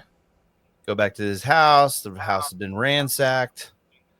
And then we get a classic Indiana Jonesism, another one we haven't talked about, the flight or travel with the red lines. And that is so cool. And I was so excited in the Indiana Jones video game. It does that as well. And I was like, bravo, Chef Bearchimp. Which they probably lifted from something else. Yeah. Some other serial like Star Wars. You know, once you see people comparison videos, like, oh no, like that movie just took so many things from, I don't know, whatever, Flash Gordon or what have you. So, yeah, I wonder. Yeah, and then we are. Let's see, there's the funny, you know, who's this Dr. Schneider guy. Oh, it's the woman. Haha. And then we're instantly into we just go straight to the library. X marks the spot. We got the rats. One thing that always bothered me as a kid, I noticed this even as a kid. I love how he like the sound, rips the bones and he's like making the torch and he lights the torch and it's so cool. He has this homemade torch. And it's literally dripping, flaming into the source of the flame. And then like later it just bursts into flames. So why isn't it just bursting into flames when it's dripping? I don't understand. That's fine. Torch man don't work that way. Yeah. Then we have the rats. Lots of good rat sounds. Also, lots of sounds that I don't think rats really make either. But it's fine. But it's really like great for the sequence. We find the knights. Perfectly fine. What's that? Perfectly fine. Yeah, I don't care if that's what rats sound like. That's terrifying. And then I skipped over the librarian, but we already talked about that. One thing you kind of mentioned it a little bit you're talking about John Williams, but then when they're walking through the catacombs and it's like, it's the Ark of the Covenant. Are you sure? Pretty sure. And then they play like a lick from Raiders of the Lost Ark. And I'm like, oh yeah, there it is. Having watched that movie only 2 days prior, I'm like, everything is very familiar to me. That makes sense. Yeah, that's good. I didn't catch that. So they find the second marker. Then the guys come after I can't remember what they're called. The bros that want to protect the Ark, whatever. Yep. They set the thing on fire. Again, more awesome sounds with the fire when it swoops through the tunnel. It sounds so cool. They hide under the coffin, which is badass. Thinking of the rats trying to get up the walls. Yeah, and they're in her hair and stuff. Yeah. Oh yeah. And then they escape. Somehow just swim under and then magically end up above. And I feel like that's just like, we need a new set now. And we're not really going to explain how they escape. It's fine. And then, Troy, they escape by boat. Yeah. Right, dude. I even forgot about this set piece when we were talking. Go set piece to set piece. Oh, now they go on a motorboat chase that in a huge propeller. That's just propelling above water for some reason. Yeah. We have I don't go between them. Oh yeah. Field goal's good. All right, 9 seconds left. I'm still behind. Yes, you are. Yeah, so don't go between the boats. Are you crazy? Anyway, and then they go through, and then there's the classic, the boat behind them gets squeezed and blows. I assume a boat explodes when you squeeze it. But it's shooting out of there. I remember like as a kid that like the movie would be on TNT like a few years later, and they would always have that clip like Indiana Jones. It's Saturday, and it showed the boat like flying out. Then we have the choppy point with the boats, and then I wrote down the line. My sword was prepared, Dr. Jones. Yeah, how about yours? Yeah. And then they decide not to kill each other and die. And then they're suddenly friends, which I think is great. Like, there's no reason why they are. It's just like, well, if you let me live, I'll tell you. And then he does. And then, okay. Again, it's fine. I don't care. There's also zero repercussions for destroying all the boats. He just pulls up and the guy takes it. There's bullet holes in it. This is how things went in the 30s. Yeah. You could just do that type of thing. Yep. Then they come back to the rooms, and the room's been ransacked. We have the hanky-panky scene.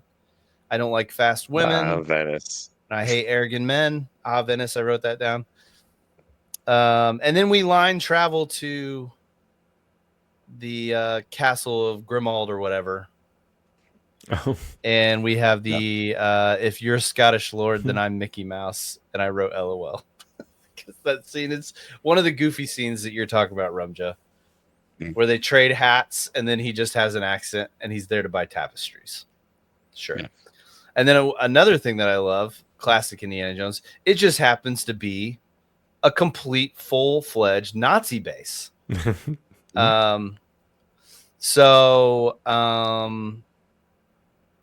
fighting. He knows his dad's there. That's why they're there. He goes out the Yeah. window. He whips that cable. You guys remember that where he whips and it goes. Mhm. And then I've always Yeah. wondered also, how do you get your whip back? It wrapped around a lot of times. It's raining. You're on a window ledge. I don't know. I think it'd be hard to get your whip back.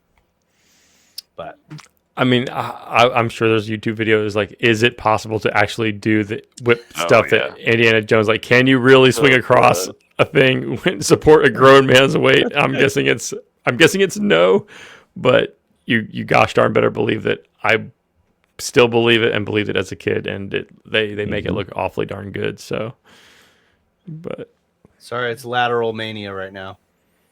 Okay, that's game. did somebody win?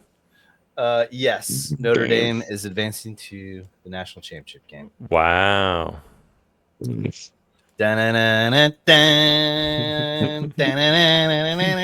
All right, so we are. He finds his dad.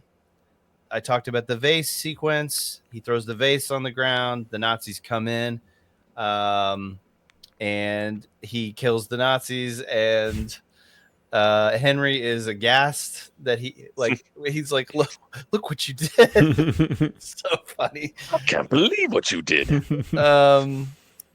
Let's see here, and then oh yeah, and then well, who's gonna save you, Junior? That happens right there. All right, so then Elsa has been taken by, I don't remember the main Nazi guy's name. Ooh. Yeah. I don't remember him either. Yeah. Well, anyway, the main Nazi guy who's also in Star Wars, I believe, right? Hold on a second. He's like, Well, Probably. Donovan was one of the AT-AT guys. that's who I'm thinking of. Whoa. Okay. Whoa. Yeah. Okay. You're right. But he has Elsa hostage, and his dad, Henry, is trying to convince him that she's a Nazi too, and he doesn't believe her. I always loved how he threw the gun down and it slides across the table and shatters all the glasses. I don't know if you remember that part, but that's pretty cool. Oh yeah. Real quick aside for the OMIES 2025, we gotta have a best bad guy category because I don't know if there's a real best. I don't know if there's a best bad guy in the Oscars, but that's a funny one. Good call. There isn't. Trying to find who that actor is. Anyway, We call them antagonists. Protagonist.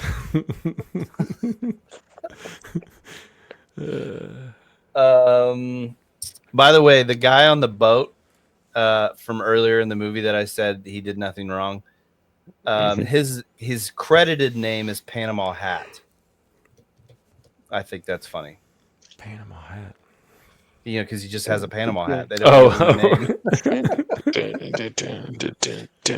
all right, so then we get into the fire sequence. Prior to that, he does the lie about Marcus Brody being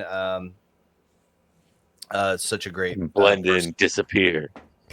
And This is how we say goodbye in Germany, Dr. Jones. Yeah, I prefer the Austrian way. Yep.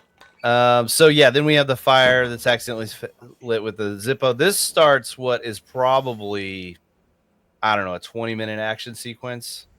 Because we go from here, we have the rotating fireplace. That's really cool. This also reminds me a lot of the game. The game has lots of like organic little puzzles that unlock doors and stuff. And then we have the chair that Sean Connery tilts back and reveals the collapsing stairs.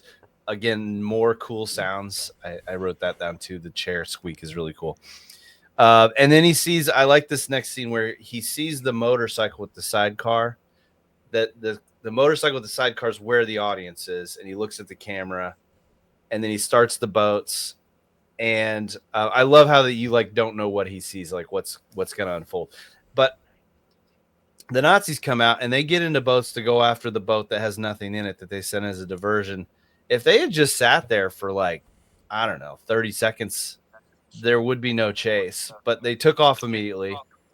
And then we get this awesome motorcycle chase sequence. We already talked about it. Sticking the thing in the spoke.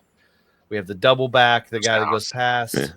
I love how those wooden barricades apparently don't stop anything. You can drive a motorcycle through one. I feel like if you tried to drive through a barricade on a motorcycle, you would probably just die, and it would just stop it. But it's back then, wood. It was the 30s. You might be able to go through it now. Fiberglass or whatever they're made out of, like you would get through that. That's a good point. Wow, that'd be a fun thing to like do on what's that? I don't think they have that show anymore. Busters. Yeah. Like, can you drive a motorcycle through a drawbridge thing? Like, I mean, is it going to bend? I mean, because they have some give to them. So it's made out of balsa wood. It's made out of the same wood that like kids use to chop karate things or whatever. Yeah. I wouldn't want to be the person trying it, but yeah. Okay. Sorry, derail. Oh, you're good. Stop anytime. The joust with the flagpole is badass. Also, I wrote that down. And then we get to the disagreement over which direction to go. The crossroads. It's a literal and emotional, metaphorical crossroads. They go after the book. I wrote the great scene about the fundamentals of why Jones Sr. is pursuing the Grail as they head to Berlin for a great short scene. And they go after the book. My boy, we are pilgrims in an unholy land. Somehow we know exactly where Elsa's going to be. We just steal a costume and she's just right there. Duh. Takes the book. They did say that her presence was requested by the Fuhrer himself to be there. So that's true, but it's like we just show up and then it's like luckily they're having a book burning that day, and all the best Nazis showed up for it. That's right. But he gets the book, and then Adolf Hitler signs it, which is hilarious. I said it's just funny how scary and funny it is at the same time, because like if you were in that situation, it would be beyond terrifying. All right, and then we're now at the blimp sequence. I forgot about that too. Yep, I said this movie does not stop. Green screen blimp looks a little funky, still awesome, don't care. Steals the waiter's uniform. I never noticed how bad it fits him. Like, it's completely ill-fitting. I never noticed that ever on prior viewings. Guten Tag, Air Jones. No ticket, throws him off. It's funny. Everybody holds up their tickets. You think they escape? Indy. I thought this was. Oh, go ahead. I love the idea that there are Nazis on board. Like, he came on board to look for somebody. He gets thrown off board into luggage. I guess he didn't find what he was looking for. Let's better take off. They get clearance. They just fly away. And then eventually they figure out their radio's broken. And then that's when they start turning around to Berlin. So I just thought that was so funny that it's like, well, I guess he didn't find what he was looking for. And just keep going. Somebody radioed in.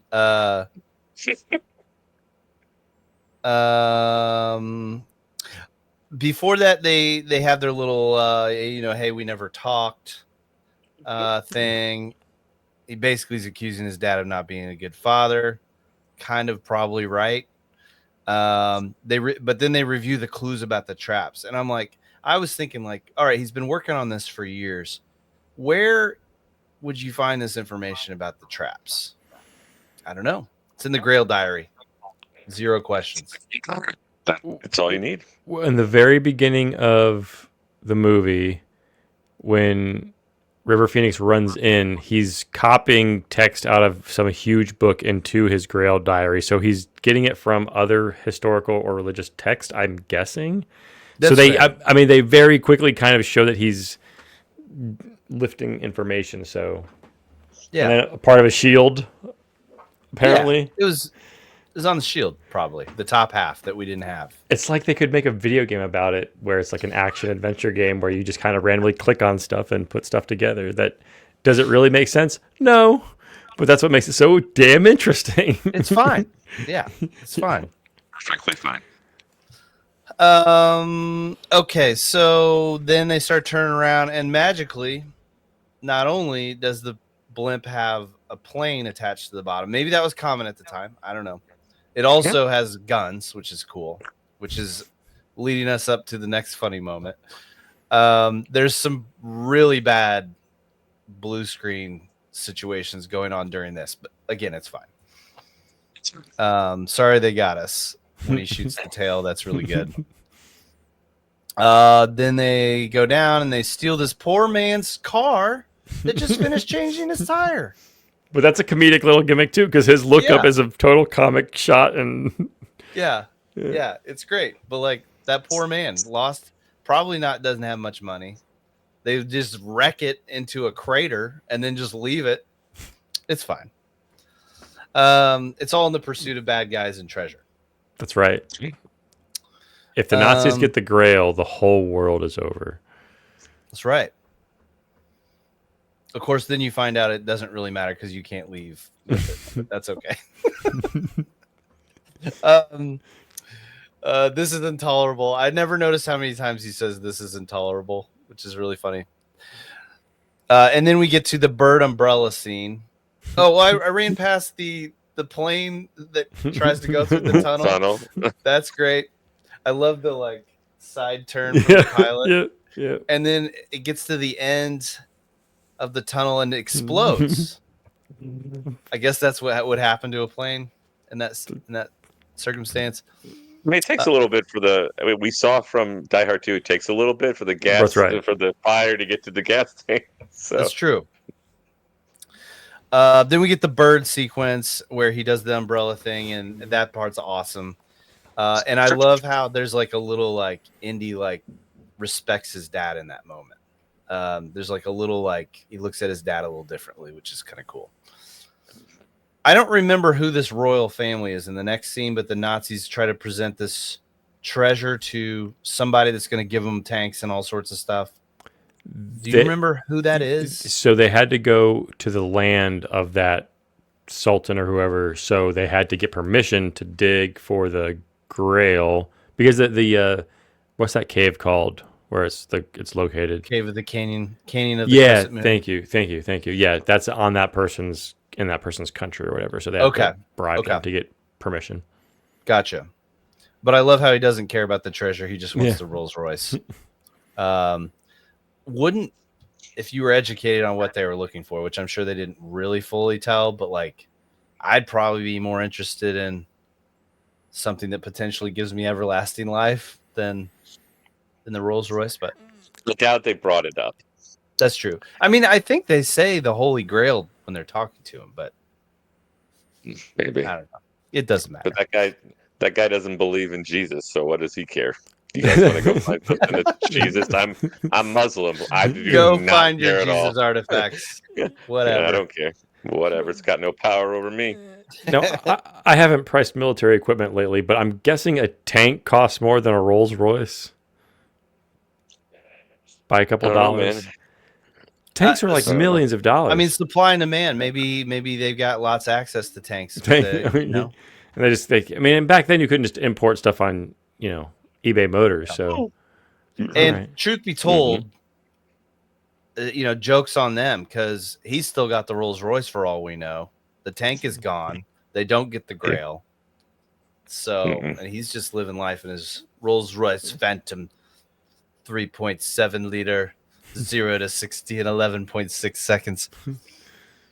All right. So then at 1 hour 24, the tank sequence begins. Jeez.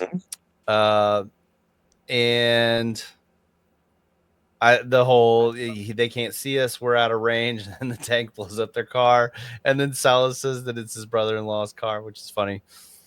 Then the Brotherhood that's protecting the Grail attacks. Another great sound effect, the throwing of the grenades. It goes oh yeah, and then one of them subsequent explosions goes off and we get a Wilhelm screen. So it's like a great concoction of sounds. Indy wants horses, no camels. I think that's really funny that he's adamant about no camels. Let's see. I mean, there's kind of a lot that goes on really fast here. It was like literally I was taking a note every minute. Henry and Brody meet in the tank. Goofy old man handshake. They're trapped in there.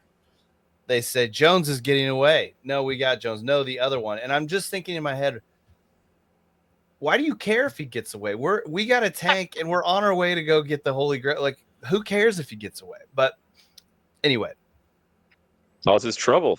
You don't Yeah. want him getting away because he's a troublemaker. and they refer to him as the Jones boys, right? Germany has declared war on the Jones boys. Yeah. All right, so then we have the awesome tank confrontation. They're attempting to shoot Indiana Jones, who's on his horse with the tank. If someone just got out a machine gun, the movie is over. They want to use the big cannons instead, Right. so he could put rocks inside of. Yeah. I said, why is no one else shooting at Indy? It's only the tank. Where did everyone else go? Because later we've got the whole caravan of other trucks. You know, the one that runs in the front of the tank gets shot off, and then the one that pulls up to the next of them. Where are they at during all this? It's fine. It's fine. Rocking the gun. I love how Indy's so confident that will clog it and blow up. I would be, if it were me, I'd be concerned that it would still kill me. But he just rides along the side, which is great. So, sorry, it's not as much fun if the missile thing actually just shoots the rock along with it. You know, and, oh, sorry, Indiana Jones just blew up. Hour 30 and 30 seconds. There's a jump where Indy jumps onto the tank. He goes up on this little ramp. I thought you meant that this thing had been going for 30 hours. You're like, hour 30. No. But the jump from the tank, I was like watching this. I was like, man, that is a hell of a stunt. Because there's no cutaways. There's no, like, literally someone jumped off a horse onto a moving tank from like an elevated. Mm-hmm. Yeah, I was very impressed with that. Then we have Indy shooting 3 dudes at once, and then looks at his gun. Magic bullet. Another funny thing. Yeah. And he gets choked out, drops the gun in the tank while shouting to his dad. Scuffle on the tank. Periscope gets kicked into smug German guy, knocks him out. LOL. Then Henry gets the Nazi with the fountain pen, and then Brody says the pen is mightier than the sword.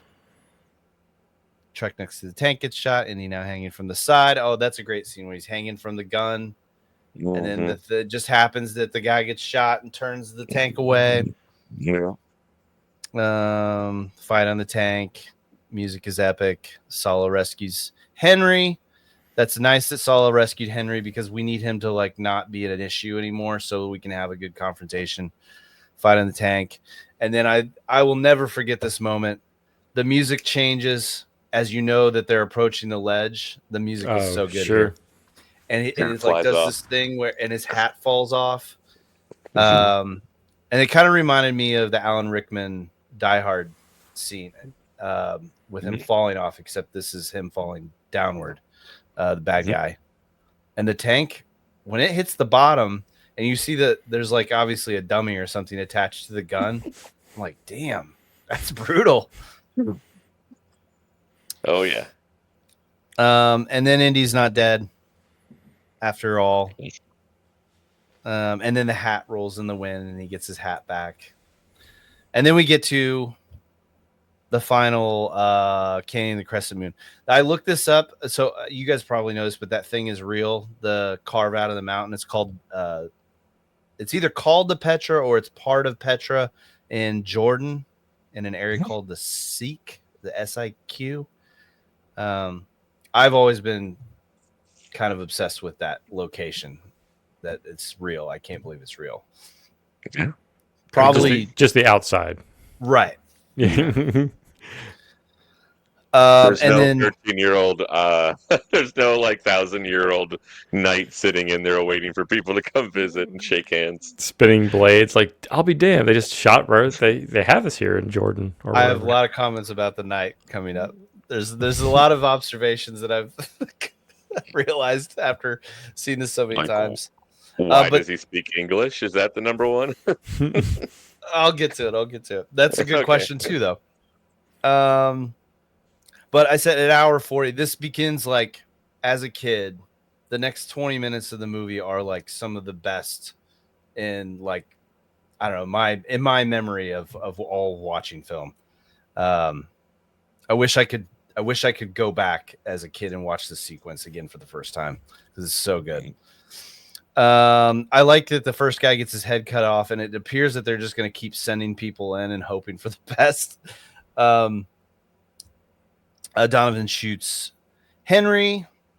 I like that. One thing that I caught is the gunshot sound is like much more unpleasant and abrupt than like all the fun gunshot sounds in the rest of the movie. It's time to ask yourself what you believe. And then we get the penitent man will pass. The penitent man will pass. I don't know. You guys have any comments on that? It's the first test. Classic. Yeah, I was going to say, you were saying I wish I could go back and watch it for the first time spurred my thinking about that for the first time, and that guy getting his head cut off, me like, whoa. What's in there? Mhm. Well, There's something crazy in there. And I mean, the movie has been violent up to that point, but that's like a very snap thing where you don't know what's happening. And like, it's this innocent guy that hasn't done anything. He's like gone. Like, okay.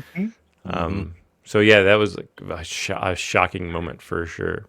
So When he's the second guy who lost his head, you'd think that, well, maybe I shouldn't just walk straight into the death trap. Maybe I should duck He's down got a little sword, bit. though. yeah, He right. does have a sword. Yeah. Yeah, so he makes it through that. I always love the way the blades come to a stop. Like that's cool. Like, oh, that's how that trap works. It's kind of neat. Then we get to the name of God. The name of God. And Jehovah starts with an I, and then he almost falls. And I always, when he falls through the floor and he's hanging, I always just like wondered like what all's down there. Like, you get this underneath shot. It's a cool shot with like, I don't know, who knows what's down there, but I would ask, how do you build that? Like 1,000 years ago? Be hard to build. Well, that's the one you're worried about as opposed to the other one where it's like the painted thing. I always wondered, like, if I was him, I'd be like, okay, I'm just gonna stick my head underneath and make sure I know which ones are the ones where I would if I step and fall, I'm gonna kill myself. Or I'd be like, all right, I'm just gonna kick out every stone that shouldn't be there, and whatever's left is the one I should be stepping to. Can I get a heavy stick, please? I'm just gonna bash. And then we get the leap of the lion's head, which is awesome. I mean, it's another great scene. I love the perspective shift when he like steps forward, the camera pans, and you can see this physical surface. I did notice, I had never seen, there's green screen at his feet that I had never noticed until this viewing. But I don't care. It's just thought that was interesting. So they didn't really put Harrison Ford on a 1 foot wide rock beam over like a canyon. You'd be surprised they did not do that. I always think it's weird though when they get to the end and it's like the camera shooting up and it just looks like a normal stone bridge from there. I always find that very off-putting. I don't know what it is. It just feels very wrong. Like he should have been able to see that the whole time. Yes. Like this should have been pretty obvious, but apparently not. But then to add to that is once he crosses, he throws the little pebbles, and now it's invisible. It's like pebbles on invisible air. Like we just saw it. Where did it go? It's fine. It's an illusion. It's all about the angle and light refraction. That's right. All right. So then they're really hoping you don't turn your head like this and see the obvious walkway. Oh, I guess I should have just not looked directly straight ahead of me this entire time. Would have been really easy. Anyway, sorry. Oh, no, you're good. All right. We're at flies in from the canyon and lands right on the bridge. Well, there you go. Okay, cool. All right. Hour 1 hour 47 minutes. I'm sorry, 49. Indy meets the Knight, confirms the third Knight story. Donovan shows up like within like 5 seconds of him getting in there, and I love how they've been there for. I said they are there for 30 seconds, and he's already drinking the water. Like he just got there. Wouldn't you, if you knew? I'd probably take at least like 5 minutes. I know it's a movie, but like he just very confidently goes in there, and he just lets someone else pick it for him, and he chooses poorly. And I feel like every Indiana Jones movie we have the melty face moment in Raiders. I guess you would say the heart ripping scene in Temple of Doom. I don't know that there's not really like a crazy practical effect moment at the end of the movie though, right? Crocodiles. Him like he kind of skips off of the canyon wall as he flies into the crocodile, but no. Yeah. But the practical effects for this I think are awesome, where he like ages super fast with Elsa, like he's grabbing Elsa. So it's like that probably would have been hard to do convincing, because you're doing what I assume is stop motion over here, but having a real person here. And then the dust blows away after he's dead, and just the Nazi pen. Yeah, he was a Nazi. Second. He deserved it. He really was a Nazi. He wasn't just trying to do this for a good thing, like for himself. He lied to me. All right, so he chose poorly. Meanwhile, Indy actually thinks about his choice and has a compelling reason to choose quickly. His dad is dying. I said I thought this was funny. It's wild to see you have chosen wisely, because I've shared that GIF like 1,000 times over the last several years, and then to like see it on a big screen and like, oh yeah, this is actually from a movie. That was a funny observation. All right, so then he escapes. He saves his dad. Before we go, does anybody else remember the Diet Coke advertisement for "You've Chosen Wisely" back in the 1980s, late 80s? No, yeah, there was definitely a with the Knight crossover ad with the Knight, and he's drinking the Diet Coke. Oh, I have to look this up right now. Yeah. If I see it, I wonder if it would trigger something, but wow. Chosen. I'll bet if I just type "You've Chosen Wisely" Pepsi. Let's see if that brings it up. There's Indiana Jones Diet Coke ad. You can look that up. Oh my gosh! All right, I'm not gonna watch this right now, but the commercial's 1.5 minutes long. Okay, we'll save that for later. All right, so he saves his dad. I love how the gunshot wound melts away when he dumps the water on his dad. That's super cool. And then 1 hour 56. Idiot Elsa immediately forgets what the Knight says and ruins the greatest archaeological discovery of mankind's history. And then promptly knocks the cup in the. Do you remember how she just like falls down and knocks it in like an idiot? And then dies like an idiot. I wrote that down too. What an idiot! I don't know if you have anything to say about that. It's just she's a smart character, and then in the like final moments does so many dumb things. Well, the Grail possesses her. Like you see it. There is like an establishing scene of her, like I don't know if it's a color splash on her face or something, but like where you can see her being hypnotized by it. Because definitely switch like immediately. Yeah, she sells out the Nazi guy. She obviously knew that she was choosing the wrong cup. I don't know if she knew it was going to kill him, but wait, you think she knew?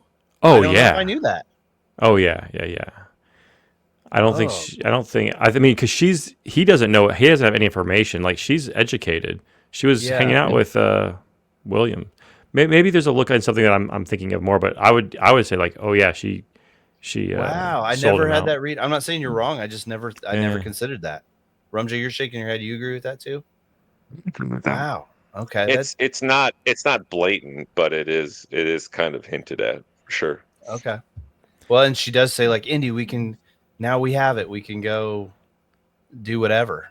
Yeah. Like I think she legitimately likes Indiana Jones. Yeah. Like, I think I think for her actually saying, like, I don't believe in the Nazi cause, like, I don't think she truly does, but the cup takes her over as an archaeologist or whatever at the end, and that's what causes her demise. But well, to your point, like her being like hypnotized or whatever by it, like Indy then falls into the ravine and he almost makes the same mistake. Then I love how the music gets all quiet. And Henry says, you've got to let it go, or what? I can't remember what he says. he calls him Indiana. Yeah. Which he doesn't. He refuses to call him Indiana. Oh, yeah. I love that it's a nice moment where his dad values his son more than his lifelong conquest also, which is nice.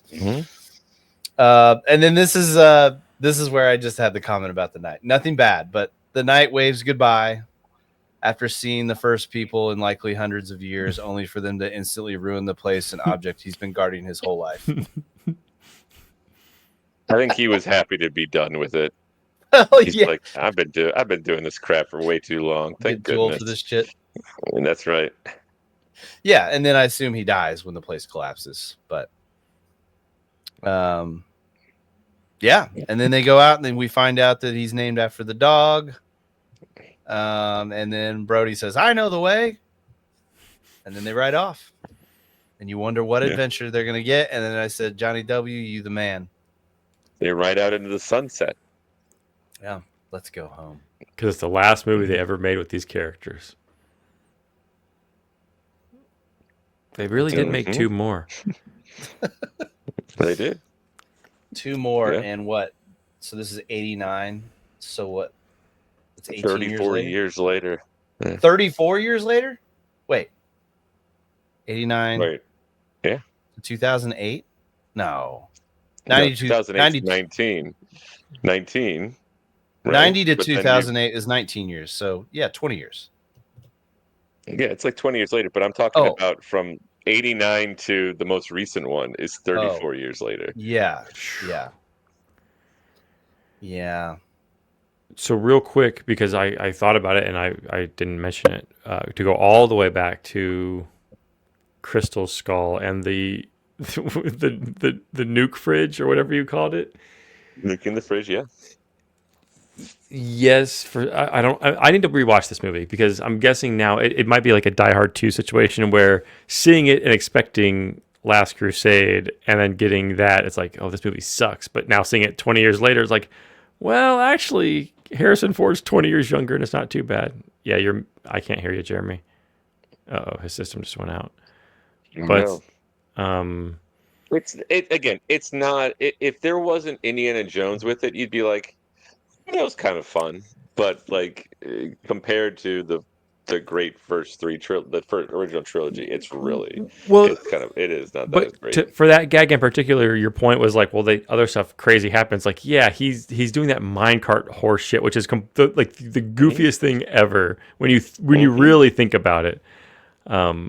But for me, I think, and again, I need to rewatch it. Like, it's an age thing. Like, so much time had passed between.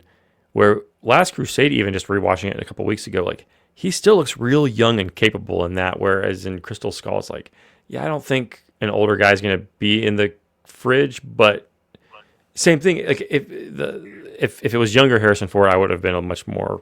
And that's just maybe it's just my eyes at the time, being like a 30-something-year-old or whatever, 20-something. You think that's something? Wait till you see the second, like after the introduction of Dial of Destiny. He looks ragged old. He looks much older in the newest one. Yeah, but he is. It's 15 years out. It's 15 years later. I know. I just don't know why. Feel like it in worked the newest for Harrison. One. Go ahead, Troy. I'm sorry. Oh, no, I was gonna say I don't know why it worked more for Han Solo. Like I didn't see his age being a big thing because he was in that not first remake. Mm-hmm. Whatever the newest trilogy was, he was Force Awakens. Back at, and it's like he was. He was even older than he was in Crystal Skull, but he seemed old in Crystal Skull, and he didn't seem that old in Star Wars. Maybe it's because he had different. Yeah, sorry, yeah, different costume. I was just gonna say both the new one. Can you hear me? Okay. Yeah, hear you great now. The audio just cut out, and I don't know what caused it. Now my audio sounds a little different. like the two newer movies, they clearly have to like cut the scenes to sort of disguise how old he is. Like, throwing a punch. Like I know he's not doing all of his own stunts in the original They 3. don't Irishman. They don't do the Irishman. Right. Yeah. So They- like that, I think is a little, like, because there's a lot of cool practical effects in the first 3, and Mhm. stunts and whatnot. And then, 2008, we're into the age of CG, and there's definitely a lot of CG in both the new ones. I mean, the last 30 minutes of Dial of Destiny gets very CG heavy. Yes, it sure does.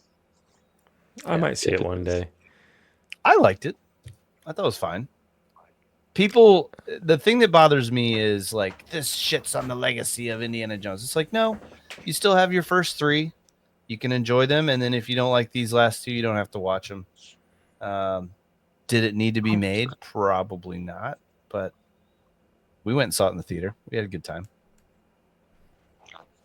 It would be like a airplane movie for me, or what the Super Mario Brothers movie was, where it's like I kind of wanted to see it, but couldn't bring myself to figure out how to watch it. And then at an Airbnb with my nieces, they had whatever streaming service that the people had at their house that we were renting, that was on. There's like, all right, well, gonna break out the Mario Brothers movie. It was okay, and that'll be my Indiana Jones and the whatever of whatever. Like, yeah, I watched it on an airplane. It was fine. Got me from here to Indianapolis. The thing about the harder thing about, I think, Crystal Skull is that if it wasn't for like the fact that the Mummy exists, and like the Mummy's a really good movie, and it's basically an Indiana Jones ripoff. Oh, okay. And I've never seen those movies. Yeah, me either. Oh, the first one is a very good movie. It started getting a little bit funky after the second one. I don't even remember if I liked the second one or not. It's been so long since I've seen them. And then you've also got like it becomes it's like a definitely more bizarre. But like National Treasure movies are kind of like Indiana Jones movies. Yeah, definitely. I never saw those either. They're like Indiana Jones meets the Da Vinci Code, where like everything means something, and it's like I don't understand how you guys are going from one to the other, but you seem to understand it, so I'm just going to kind of go along. It's fun. They're fun movies, but so that's what kind of hurts the Indiana Jones sequels, is that they're not as good. They're not as good as some modern day contemporaries that are, I think, kind of a little bit more enjoyable. Though I still think Crystal Skull is definitely has a certain parts of it that are not that great, but there's lots of fun to be had there. And I mean I had some fun with Dial of Destiny. I need to rewatch Crystal Skull for sure. I need to see The Mummy. Apparently, It's funny because I think those movies were popular. I mean, it's kind of what popularized The Rock as an actor, right? He was in one of his big roles. Yeah, he was in like the spin-off Scorpion King. King, like the big break was like, I guess I don't know what I was watching at the time, but I never saw those or even like thought about them because I guess I didn't. And I love Airhead, so it's not like I didn't like Brendan Fraser. I had trouble seeing him as an action guy. Yeah, like, I guess I just didn't know. I think that's why I never saw him, is because I was like, all right. It seemed very heavy on the camp, which I guess so is Indiana Jones a little bit, but I should give it a shot though. I haven't seen it. Yeah, well, I guess I wouldn't, because The Mummy, like the Boris Karloff movie, is like a slow kind of horror drama, and that's not what this is at all. Like, what's the point of The Mummy? Is he the antagonist, or is there even a mummy in The Mummy? There's a mummy in The Mummy. Oh, okay. It is definitely like Brendan Fraser is kind of he's not an archaeologist like Indiana Jones, but he's kind of a grave digger or whatever, like grave robber type of thing. I think, again, it's been so long since I've seen them. I just remember enjoying the first one especially. And they made a bunch of them, didn't they? Made three or four. Three or four, yeah. Because I think Scorpion King is its own movie. Okay, right? I would count that in the same thing, though. So they made 3 or 4 of them. Okay, cool. Noted. Is it eligible? Troy? I don't know. What year did that come out? 2000. think it's 1999. I was gonna say I think it's 90. I was thinking 98, but 99 makes sense right to Wow. me. Okay, then no. 2029. Come on, baby. The Mummy.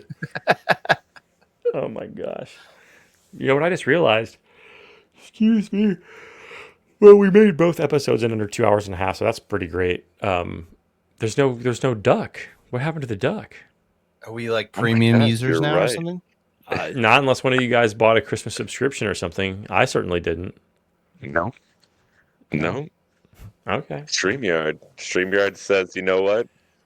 You're good for it. You don't need to have any more advertising. Episode 10, they know that the show is for real, so they were duckless on episode 10. That's appropriate. That's right. That's appropriate. That's right, Your Honor. This man has no duck. Yeah, yeah. I guess my only closing thing would be I really want to see the game. I had knew nothing about it, despite it being announced a while ago. I guess watching you play it for a little bit, I finally did go, and there's a long play with no commentary on YouTube, probably a bunch of them, but really high def, and it's enjoyable to watch, but you got to really focus because it's it's an adventure puzzle game, but pretty cool. I'm excited to play it on Switch 2. Switch 2. It's got to be announced soon, Troy. I saw leaked videos today of I think CES booths where like it was legit. They literally have like accessories for sale. Yeah, magnet Joy-Cons and stuff. So I'm pretty sure that's exactly what it is. I don't know how. Nintendo usually pretty locked up. I don't know how this could have happened. There's so many. I mean, it's not even just from CS. There's been leaks for like the last several months, but nobody knows like what the operating system looks like or specs. Right. Well, everyone's got phones, and just Nintendo employees aren't making these things and putting them together. So yeah, it makes sense. My theory is these things have been done and built for a really long time. 2019. Nintendo's been like, let's wait till next year, and they just keep doing that over and over again. I mean, I don't own a business. I don't think you guys own your own business, but if your gimmick that you made in 2015 that came out in like 2017 is selling hundreds of millions of copies still, I'd be like, them. You know what I mean? Like, you know what I mean? It's like, yeah, they're doing really smart business stuff. Yeah, but you keep buying my Switch, I'll wait to tell you about my Switch too. I keep buying games. Yeah, so I can't fault them. Modern Broadcast, it's time for it to come back for Switch 2. I'm impressed that you have a Switch, Matt Jones, that you're playing it. Oh yeah, we got it for the boys last Christmas, right? I think so. Oh, color me shocked. Last Christmas. All right. Do we want to pick? Did you want to say anything finalized, or do you want to pick? What's our next movie? Do you think? What more can you say about Indiana Jones? They're we really recommend freaking it. good. Yeah. Thumbs up. Would recommend. Yeah. I do think that the fun when we did the OMIES and kind of a retrospective, like the films on the list were much less fun to talk about than the more fun ones like Creepshow and The Blob and Indiana Jones. And what did we do last week? Or not last week? Last time? Die Hard 2. Die Hard 2. So I would recommend whatever we pick, something in that vein, and rather than like Gandhi or I've never seen Gandhi. I haven't either. Maybe it's hilarious. Richard Attenborough. Maybe there's all sorts of silliness in it. Oh, like Lawrence of Arabia. If it's not on yours. Okay, no. I've never seen that movie, and I keep hearing people say like, "Oh, it's one of the great movies," and I'm like, "Yeah, okay." Sometimes I watched it last year for the first time. Yeah, it is long. Thumbs up. It's great. It is long. It's great. I mean, it's long. Confirmed. I like this as an excuse to watch movies like that I find it difficult to get the motivation to watch it otherwise. Yeah. So like that's when I sent like whatever it was, Ben-Hur or something. I'm like, I know I should see this movie, but gosh darn, it's like 3.5 hours long, and like I don't even know what it's about. I've never seen that either, actually. Yeah, I haven't seen that. We should watch that. I haven't seen Spartacus. But how long is How long has Ben-Hur? Isn't it? I mean, it is like absurdly long. Right? Yeah, one of them is like almost 4 hours. I mean, I could get as long as it's not like 6 hours or something. No. I don't think we should do that. I could do 4 hours. 3 hours and 32 minutes. I mean, it is funny though, because like in the modern age, I know Troy, you're not a big TV guy, but like, oh, I can't watch a 3.5 hour movie, but I can watch 7 episodes of an hour long TV show. Like somehow we're okay with that, but not just a long movie. I'm guessing you usually don't watch them in one sitting. And No, but like, why not? You know, old movies used to have intermissions. Yeah, but just the structure of them is, I think it would be hard to like, especially if it's something that's an epic that you really are into.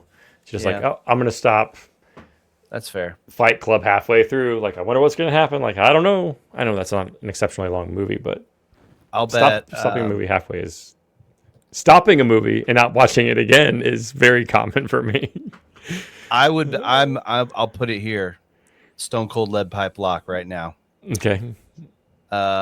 When Christopher Nolan's The Odyssey comes out, I'll bet it'll have an intermission. Okay. I'll bet that movie's going to be long as hell.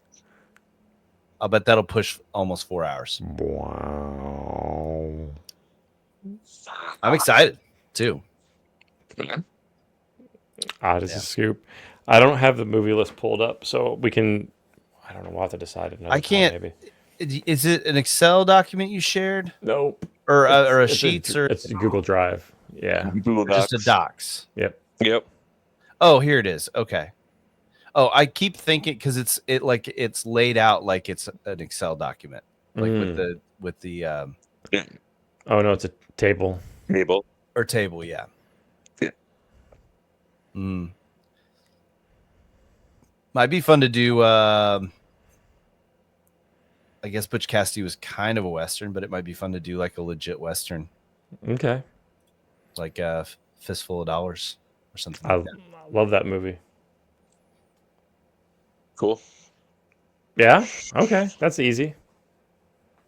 I don't want to do Good, the Bad, and the Ugly. That movie is like 2.5 hours, 3 hours long. It's super long. I think Fistful of Dollars is a lot shorter. Well, they are, and I like the first two better. I'm the one of the very few that does not care for Good, Bad, and the Ugly all that much. What's the order of them? Fistful of Dollars, Few Dollars More, Good, Bad, and Ugly. Okay. I don't know if I feel like I've seen those. Also, I just want to put in a plug at some point this year. Can we please watch Joe versus the Volcano? Oh, totally. That's a great movie. I think that would be a fun one to watch. Well, we can't salute the duck. Any final thoughts before I press stop record? Excited for 2025. Yeah, dude. Thanks for doing the OMIES, dude. That was an absolute hoot. I had no idea what to expect, and that was an absolute joy. So totally, Rumja. You put more time into that than like anything we've ever done. So. Analytics, man. I don't take any notes when I'm watching these movies, so I had to put a little bit of elbow grease into it. That's good, man. Super good analytic stuff. All right, and what up? And what up? What up? And record.